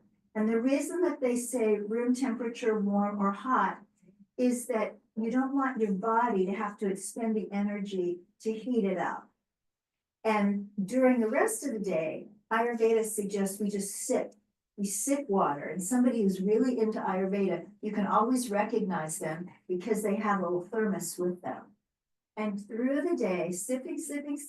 So you're staying hydrated, but you're not dousing your digestive fire, which is called Agni. And Agni is like a little pilot light, and you don't want to be putting it out. Excuse me, apple cider vinegar with warm water. I drink. Good for you. Warm water. Good for you. Okay, then we have something, this is not required, but I love to do it. And that is to delight the senses first thing in the morning. So see, hear, touch, smell, and taste something wonderful. So this is what I got from Stella, my 99-year-old yoga teacher. Something is working. So the thing that I tend to see first thing in the morning is a beautiful picture that's on my altar of Jesus at prayer. And it just really speaks to me. So that's often what my eyes fall on first. And then when I want to touch something really nice, I pet my dog. Oh, love him so much. He is sweet love in a dog's. And then for smell, I have some essential oils. Anybody into essential oils? So I might just rub some of the kind that are a little bit stimulating for morning, like orange or grapefruit. Or if I've been a little bit nervous and a little bit scared, then something in the rose family or geranium. Beautiful, beautiful. Inhale, smell that. Then for hearing, maybe the birds are singing. Maybe I can just put on a little beautiful music or chant or something. And for taste, Stella says, a little bitty piece of dark chocolate. Now, who wouldn't want to get up for that? I mean, come on. And then we've got splash, scrape, and swish. This is really fun. So, we dry out at night, so we're gonna be drinking the water in that. But also to really wake ourselves up and know we're here and be all excited and happy to be here, we can either spray like some spritz. You can have a little water bottle spritz or a little bit of rose water, spray on the face, and then you get the scent too. That's a 2-for-1. Or you just go into the bathroom, splash your face. Some people say 7 times for 7 chakras, and then scrape your tongue. You can get a tongue scraper really cheap, pretty much any drugstore these days. You used to have to go to an Indian market or a health food store, but now most toothpaste aisles have it. And scrape is like a strong word. It's not like, "Ugh." It's like very delicate. Now, the reason you want to clean your tongue before you have anything to drink or eat or kiss anybody is because in the night, toxins come out through the skin, through the tongue. They're called ama in Ayurveda. Has anybody ever fasted for health or religion or whatever? If you ever have done that, and I don't recommend it at this time of life, I think we just don't have enough reserves to be, 7 days on water. But I used to do stuff like that. And my gosh, my tongue would grow argyle socks because that was a very rapid detoxification. But we do a little bit of that every night, so we just want to cleanse it off. And then there's another practice, and again, totally optional, but it's called oil pulling. Has anybody done that? So it's kind of an alternative to mouthwash. There's a lot that we're being told now not to use those heavy antibacterial mouthwashes like Listerine anymore because they destroy some of the gut microbiome. But you can take any sort of oil. Now, we're not going to swallow it. We're not going to consume it, but we're going to swish it. You can hold it there for a little while. And it draws the bacteria into that oily membrane of the fat, and then you spit it out. So ideally, you would do it for longer than you would do regular mouthwash, maybe 3 minutes. Some people even talk about longer than that. But, there's plenty of stuff you can do for 3 minutes while you're holding some oil in your mouth. And then you spit it into a lined trash can, so you don't want to clog up your pipes. But that is splash, scrape, and swish. And then you do a little bit of yoga just because we need to stretch ourselves out before we go to bed and when we get up. The reason being, we go to bed and we're tense and we're carrying everything that happened in the day. And maybe we watch CNN. And we go to bed and we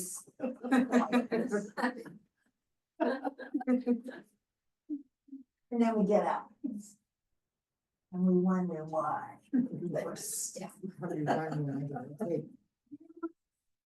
night before you go to bed, you do a little bit of yoga stretches.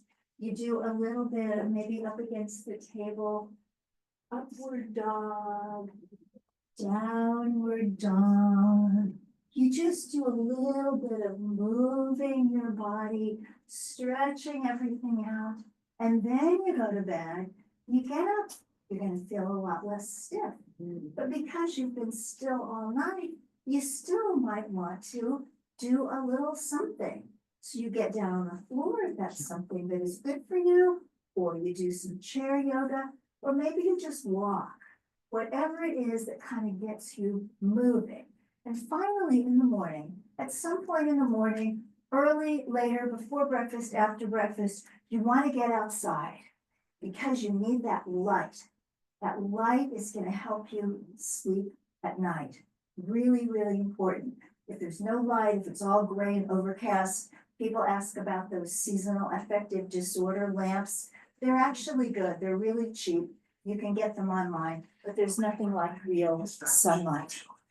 So I talked, well, this is in the book, the warm oil massage. I'm not going to talk about it here because our time is running out.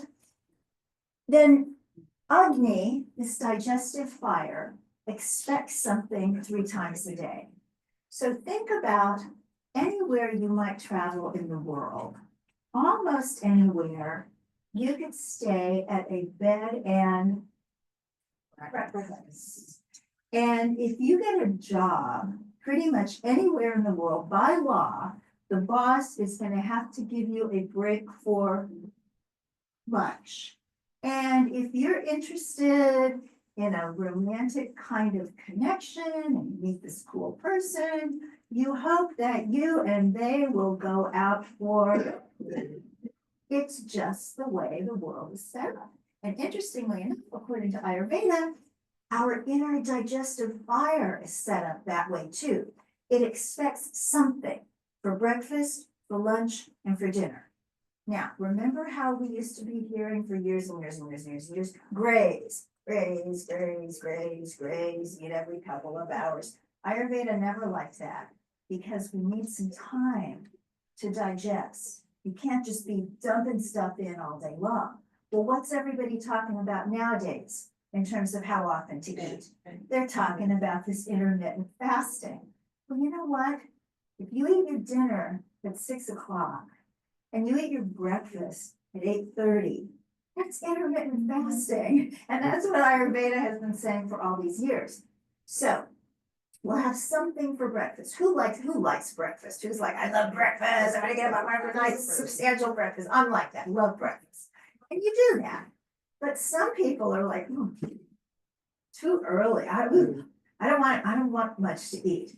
So that person, Ayurveda would say, the perfect breakfast for that person is stewed apples with spices. And spices are amazing. Big spice connoisseurs in here, we're using our spices every day. So you cook some apples and you put some cinnamon and some nutmeg and some cardamom in there. Maybe a little touch of coconut sugar, maple syrup. So that's enough if that's all you want, but you gotta have at least that much because your digestive fire needs something to go on. Then at midday, and this is really, really important, I'm going to tell you 2 super important things for aging well in terms of food. Biggest meal in the middle of the day. Totally contrary to how things have been for a long time, but who had grandparents or great grandparents who lived on the farm? And how did they eat? Breakfast, dinner, supper. And supper comes from the same root as supplement. So it's not too big, but it's to supplement what you had earlier in the day. So biggest meal at lunchtime. It's a nice meal here. We got some quinoa, some tempeh, some sweet potatoes, some greens, or something of that nature. Fresh ginger before the meal primes digestion. Well, how are you going to do that? You're going to take a bite out of a bowl of ginger? No.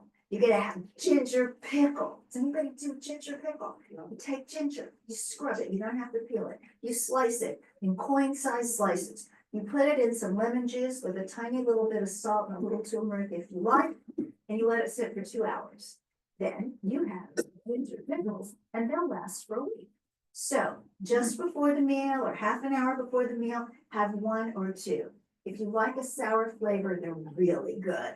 If not, well, maybe you want to drink ginger tea instead, but a little ginger before the meal, little fennel after the meal, like in the Indian restaurants, the fennel seeds.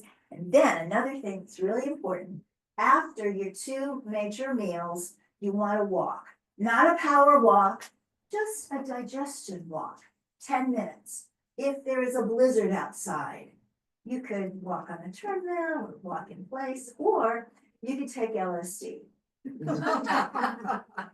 And that means lie with your left side down, because both the walk and the lying on your left side help with digestion.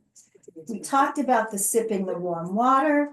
This is important too. You want to try to get all 6 tastes in your main meals. So the 6 tastes are sweet, salty, sour, bitter, pungent, and the one that's new to a lot of people is astringent.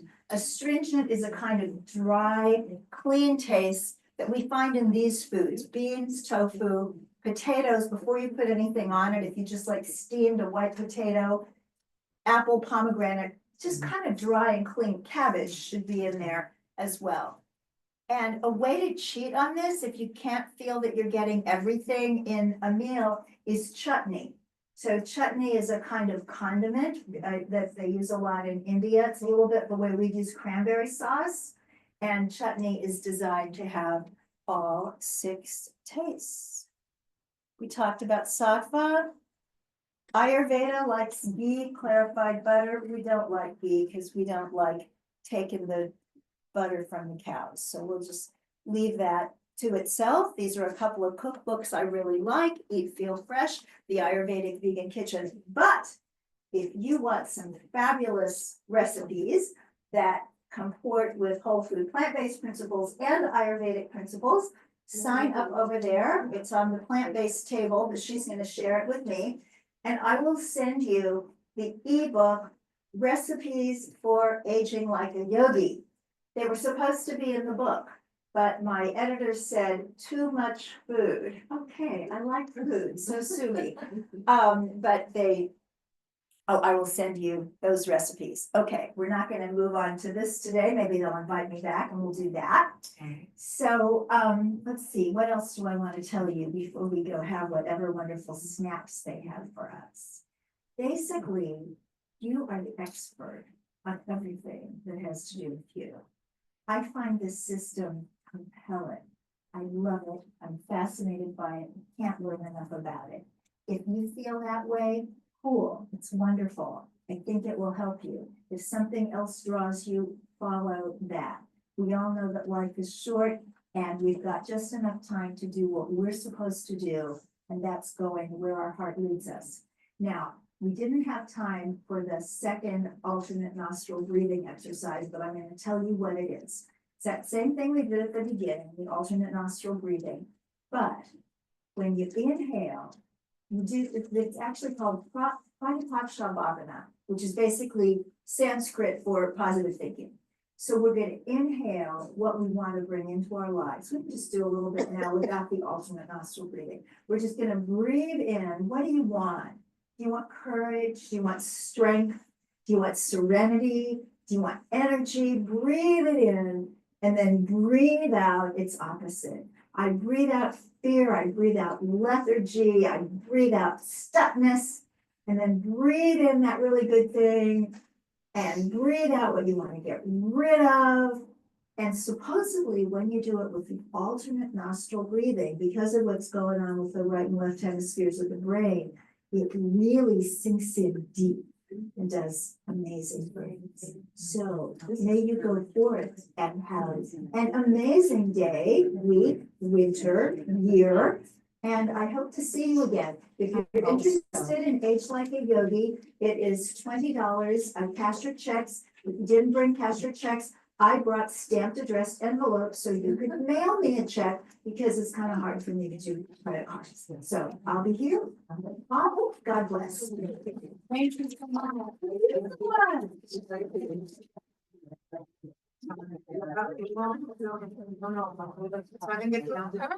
Thank you.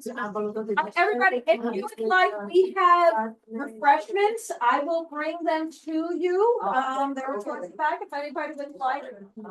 We have, all in honor, we have a recipe, one of Victoria's golden milk, so that's gonna be. Golden milk. Yes, absolutely. You can take your mic off and you'd like to have conversation. And we're also selling the book. If And somebody wants the book if you were publishing. interested, yes, cash. Cash is How out. much is? But you're gonna have to. I take my check.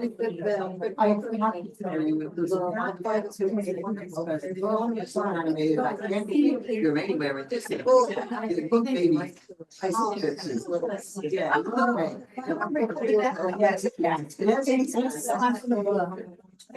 No.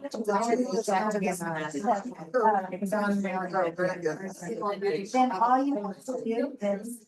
Yeah. I'm selling a bookstore. And then. Just take them over if you want to sign. And we live in the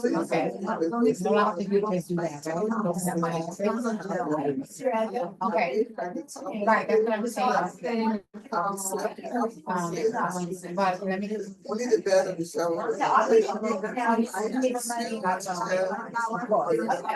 and I then I want I'm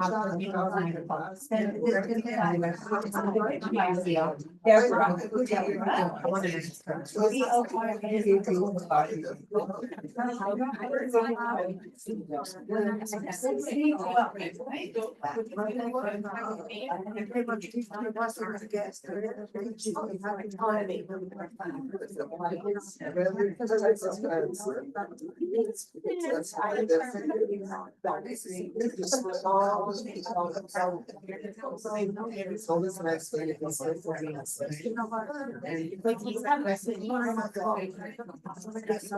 that I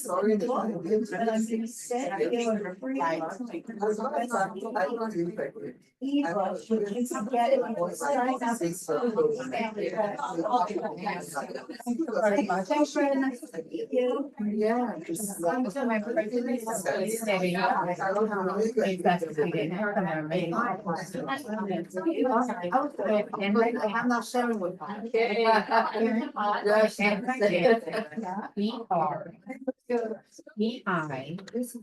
But See, that's David. Oh, this is David. And there you go. thank you.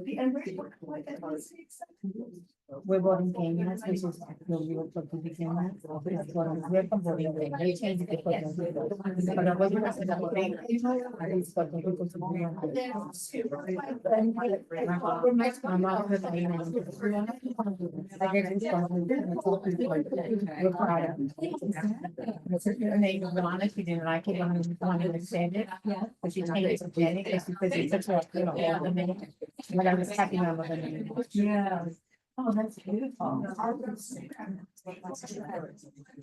So this is what I'm sending. you. Now, if I get it today, because sometimes like a bottle, how can I print it?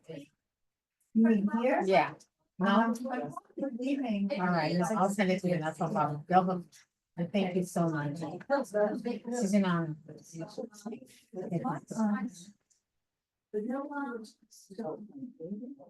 Just want to be sort of. So I'm gonna put these in the coin, so your time, you know, how much it is, so I can come to you. Okay. Yeah.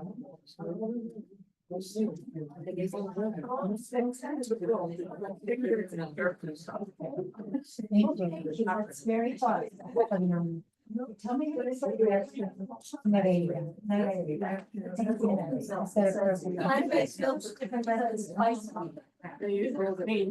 Okay. I'm sorry. What are they going to do? There's not, yeah, well, actually, this is Kindle on Amazon. There's And there's an audible.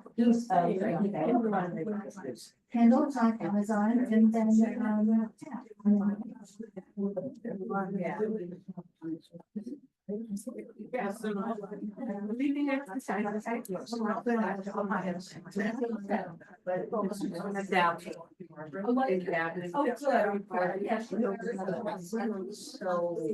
Barbara, I'll take it.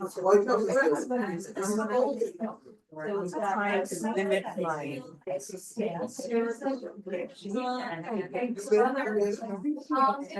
if you sign up over there. I did. I did. Okay, all right. This is very good. If anybody, I have the recipes. Is it okay if I share the recipe from your book, or you rather not? Well, I'm gonna send them, if they sign up over here, I'll send them the whole thing. I have, okay, so I have the recipes for the other, for the dip.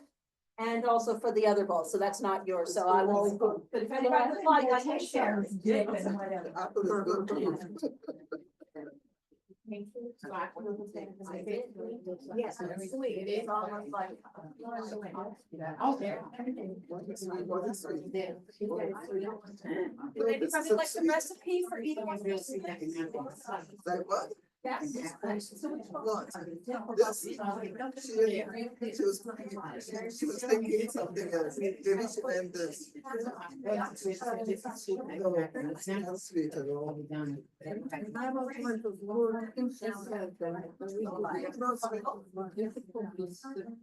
she thought you were talking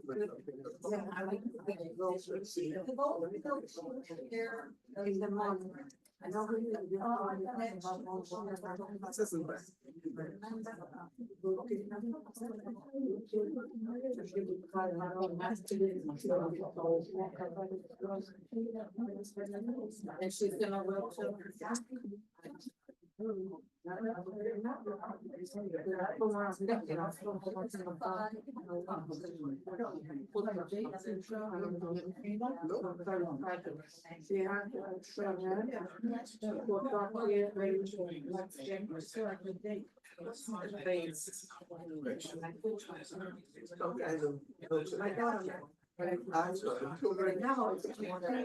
This is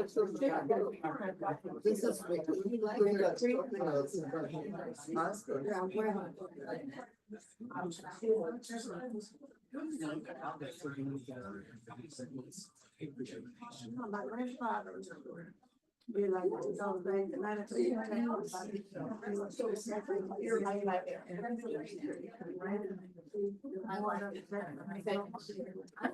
Anybody?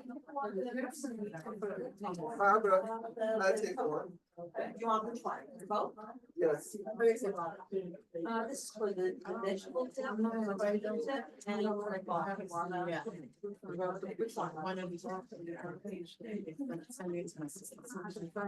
Just do it the best you can.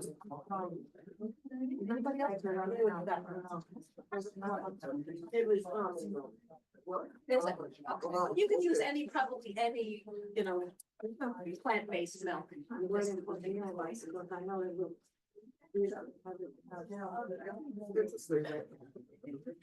I believe in It's not in my way. Thank you. You know, Right before the 11th follow the breakfast, I think that the spirit days, also in the years, area and travel popular is really hot. And that is a break. And that's my top. Why we want the day breakfast. Probably. That's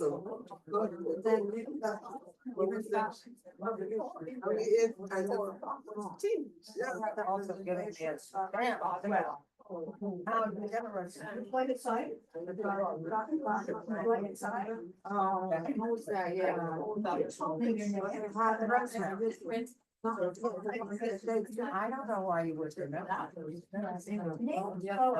had a lot of things. And I just know that But then. I was told, I could have been because when I looked at the board, I had all those seeds in it. My mother and my sister would eat it. We had sugar. Yeah, it was swears that the best ever was I looked at, I did like the bread. Not myself. You feed don't. And then we had. Well, we used to go to my grandma's bedroom and pull the limbs in and just pick it off the gym. And we had to read it with and mangoes. And they were so pretty. Yeah, but yeah. Oh, yeah. Well, you know, now it. I'm not sure how.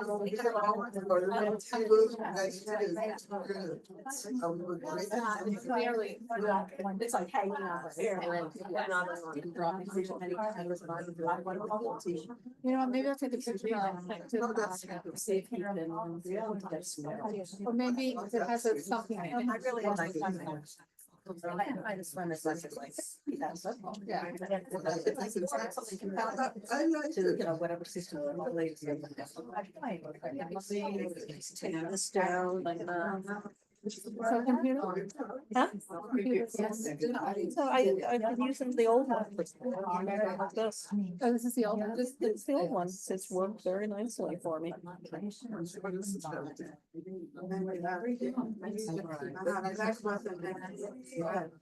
Another one. Oh, that's yours. Oh, this is It needed, it's not very nice. It needed vanilla. We were just told. Okay. And so we need a little something else. I'm gonna take this. To work.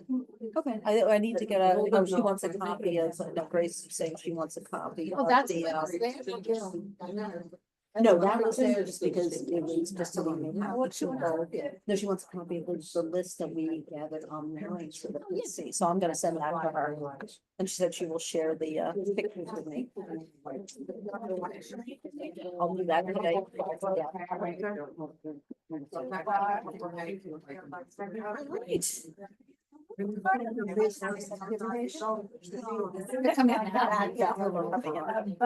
It's late, but it's just trying to get, you know.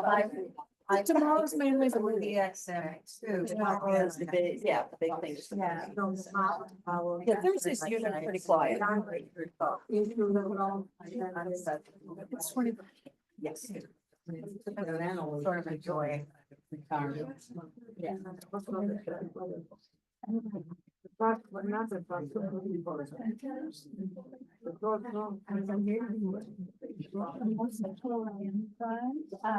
if you wanted to send me a check today.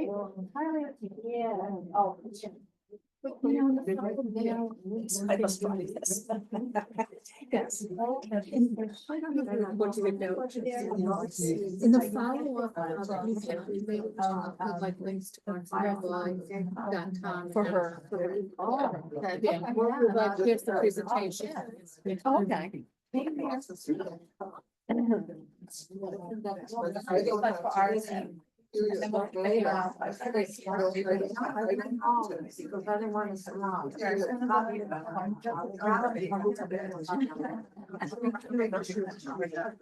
I never realized that, it's part of the same life. I never noticed that. Barbara, I was like, The building, yes, but no, the new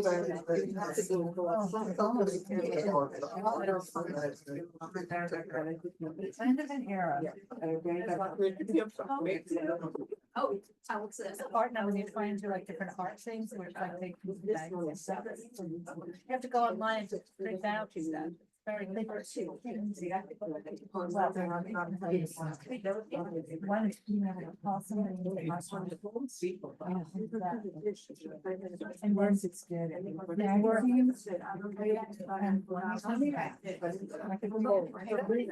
I could never read it from Nancy, right? Like, I'm very happy to say that.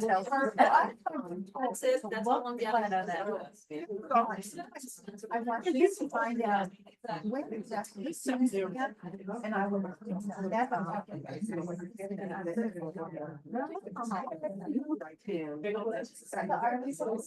Alexa, they know, what is the largest dinosaur?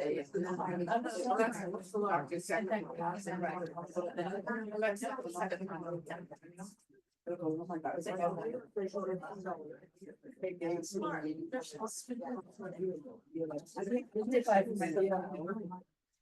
What's she gonna do?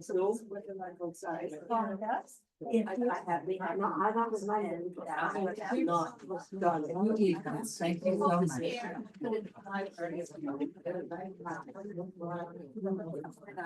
I'm happy to sign if you want. Well, actually, I need to It's for somebody. You want me to sign for that? So. Entirely up to you. How about the meeting? One, talk to Mark. I was there.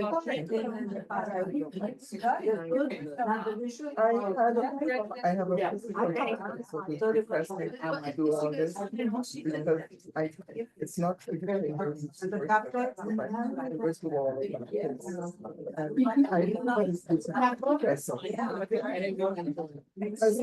but it's not just that, that doesn't. The surgeon will get it covered, and he wrote it. No, no, I'm recovering from back surgery. But I've had surgery. But the thing is, it was radiation on my leg, I had surgery for that. And it was really down, but one day I said, the hurting is gonna continue and having physical pain. Get up. And I got out of bed. And it was in home, I love my apartment. And I have a book that is a diary, and I went through the RSS events. And just started marking out what I want to do. My son is a good friend, my daughter is not. Yeah, and it's all, No, and I'm an artist too, and I have to now think about what I'm saying, because my next step really is market it. I think it's showing me because then. And I have to do- What kind of art? Well, collaging, some painting, and Very good. that's, you know, all kinds of different stuff. Oh. And here, with one of the people actually, he's like my, it's like I work on the wall. So, and I'm prolific.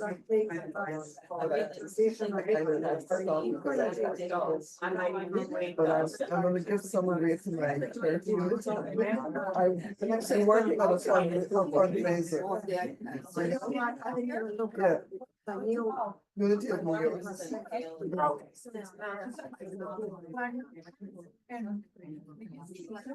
Yes.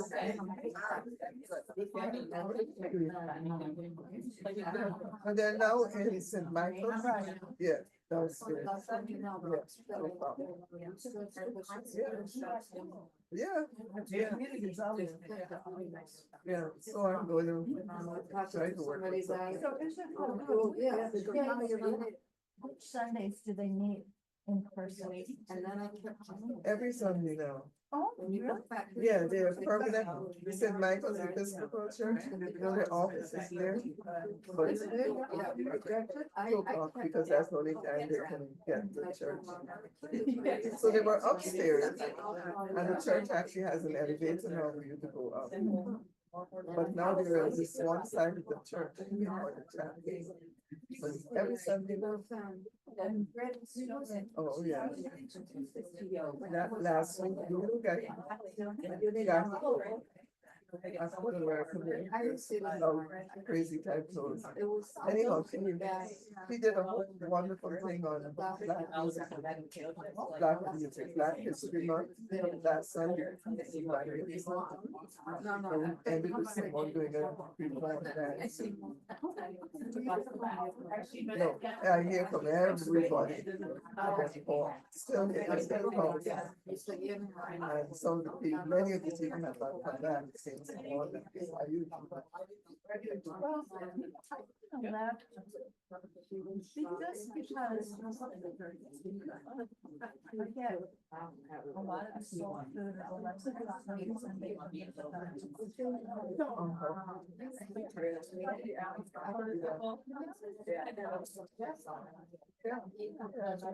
You always have a fellowship.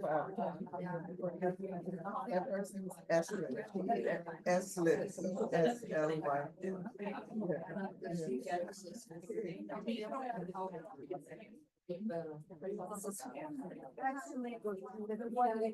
Yeah, my name is Catherine Norton.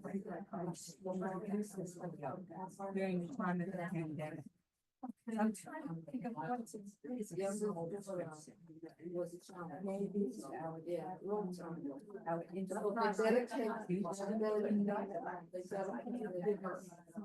You're the writer, as Martin just said. If I were gonna write, yes, I would seriously. And then. And then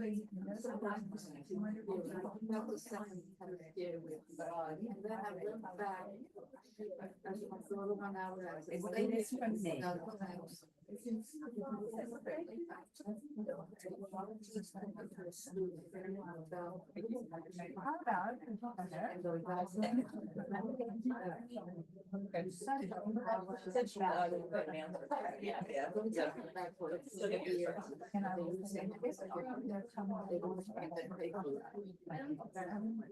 Yeah, I heard, are you ready?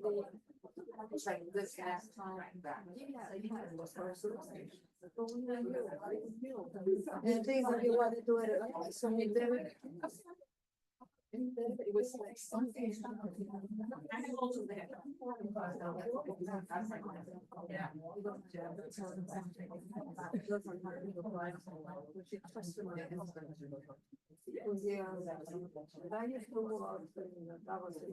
Yeah, oh, yeah.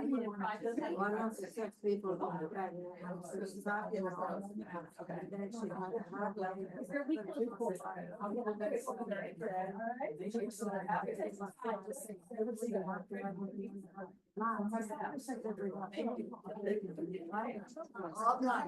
Did everybody see? I know. Okay, so. Yeah.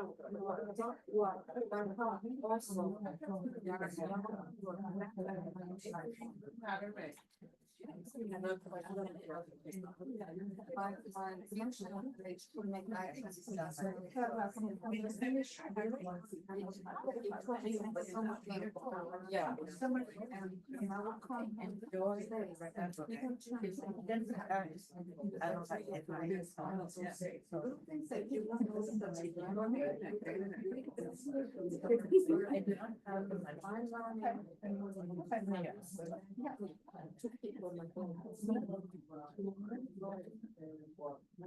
One of them was smoking right at me. Just I mean, that's not.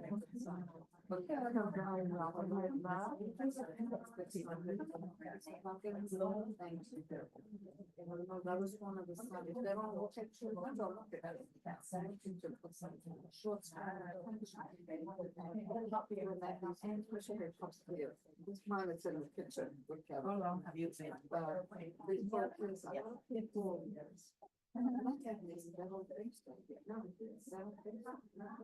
Because now they're very, but somebody does see it. Yeah, it's visual learning, visual learning. I get it. I did a lot of, it was working at the time and I would do a lot of research. Nobody had answers for me. So nice. They would say, oh, he's spoiled, just give him a smack in the to see what kind of influence no child. And they said, yeah, let him know. And different Thank cultures. you. so, All the best. That's why. How old is he gonna be? Just turned 15. So they know it's not what house, but they know. Yeah. And then they know, what you know, sometimes you know. When I'm around, well, and then you recognize it. But you don't want to say it. Because they were this is somebody that's very close, just so they don't want to say. This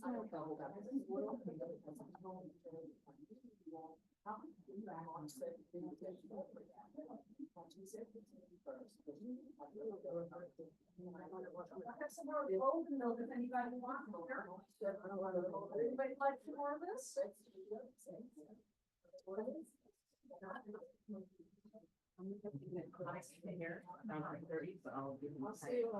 Anybody like some more? Yummy? Give mine anything sweet, she loves it. You want? Did you like this?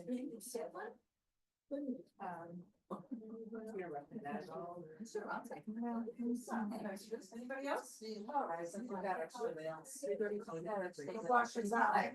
Sit down there. It was typically made, but it was from, the recipe. It's the golden milk bowl. But it's not right. You like it?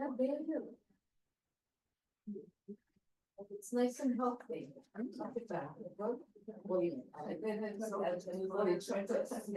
It's nice feeling it. Yeah, you gotta remember, they're not that aggressive. Oh, okay. Yeah. Very comforted. Bob, I want to show you something. Yeah.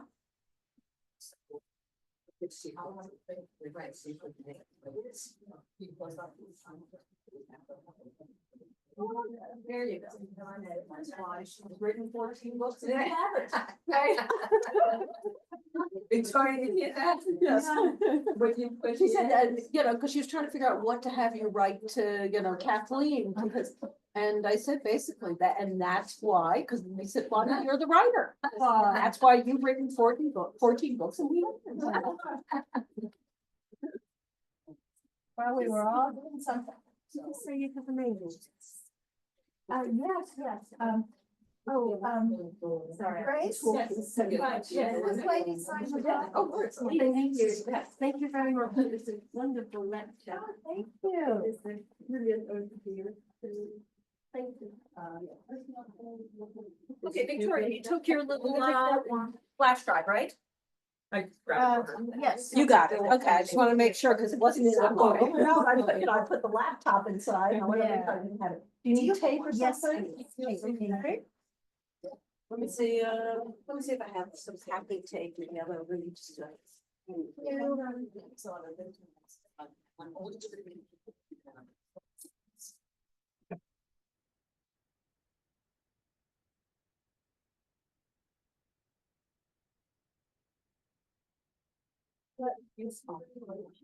Running. Yeah. Oh, I think, no, this is my. I'm gonna go. Oh, sure. I wanted to, I'm gonna record my phone. She doesn't like the one. Yes, very. I know. Yeah. I remember. Yeah. I thought it was like, it's like, oh my God. She's a single mom, but it's two of their own. But she got my grandson that she kind of trying to be strong for him. Well, it's not hard. So she's taking boxing now. Oh, good.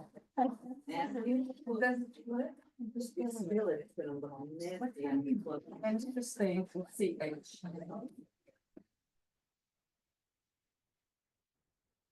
CHRISTINE. Right.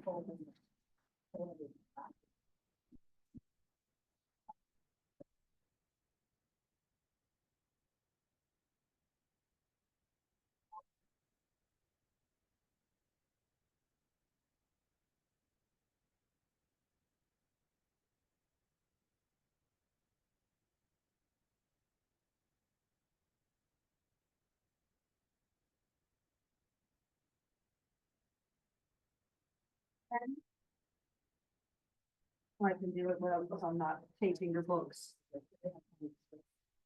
You almost said it before, I was reading everything. And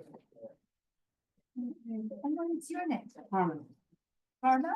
Harmon, Carmen. yeah, Well, lovely to meet you, Carmen. yes, and we hope to see you again. Oh, I hope so. That would be nice. I get you quite about the dosha in Ayurveda. That's kind of customizing your self-care to your body.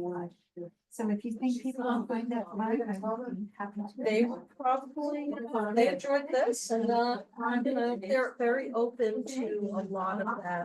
I'm Nancy. And my girl. Yeah, I'm Nancy. Oh, do you live nearby? I'm in New Jersey. Oh, okay. I do have a little bit. Yes, I do. I don't remember.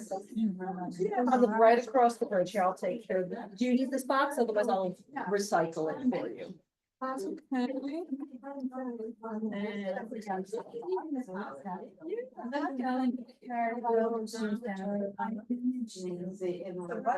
to injure yourself.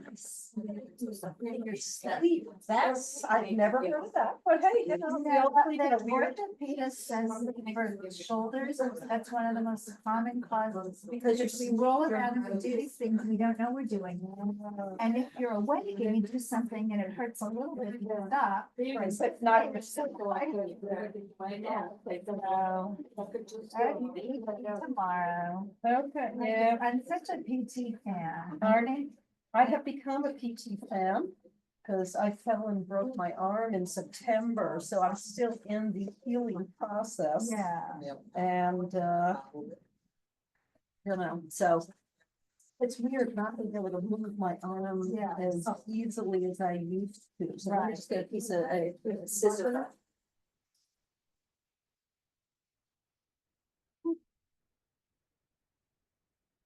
Would you like to run as far as 116th Street?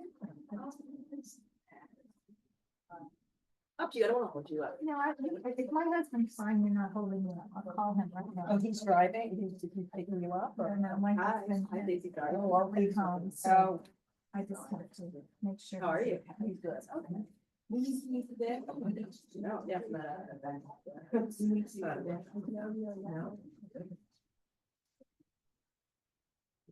Good timing to wrap it.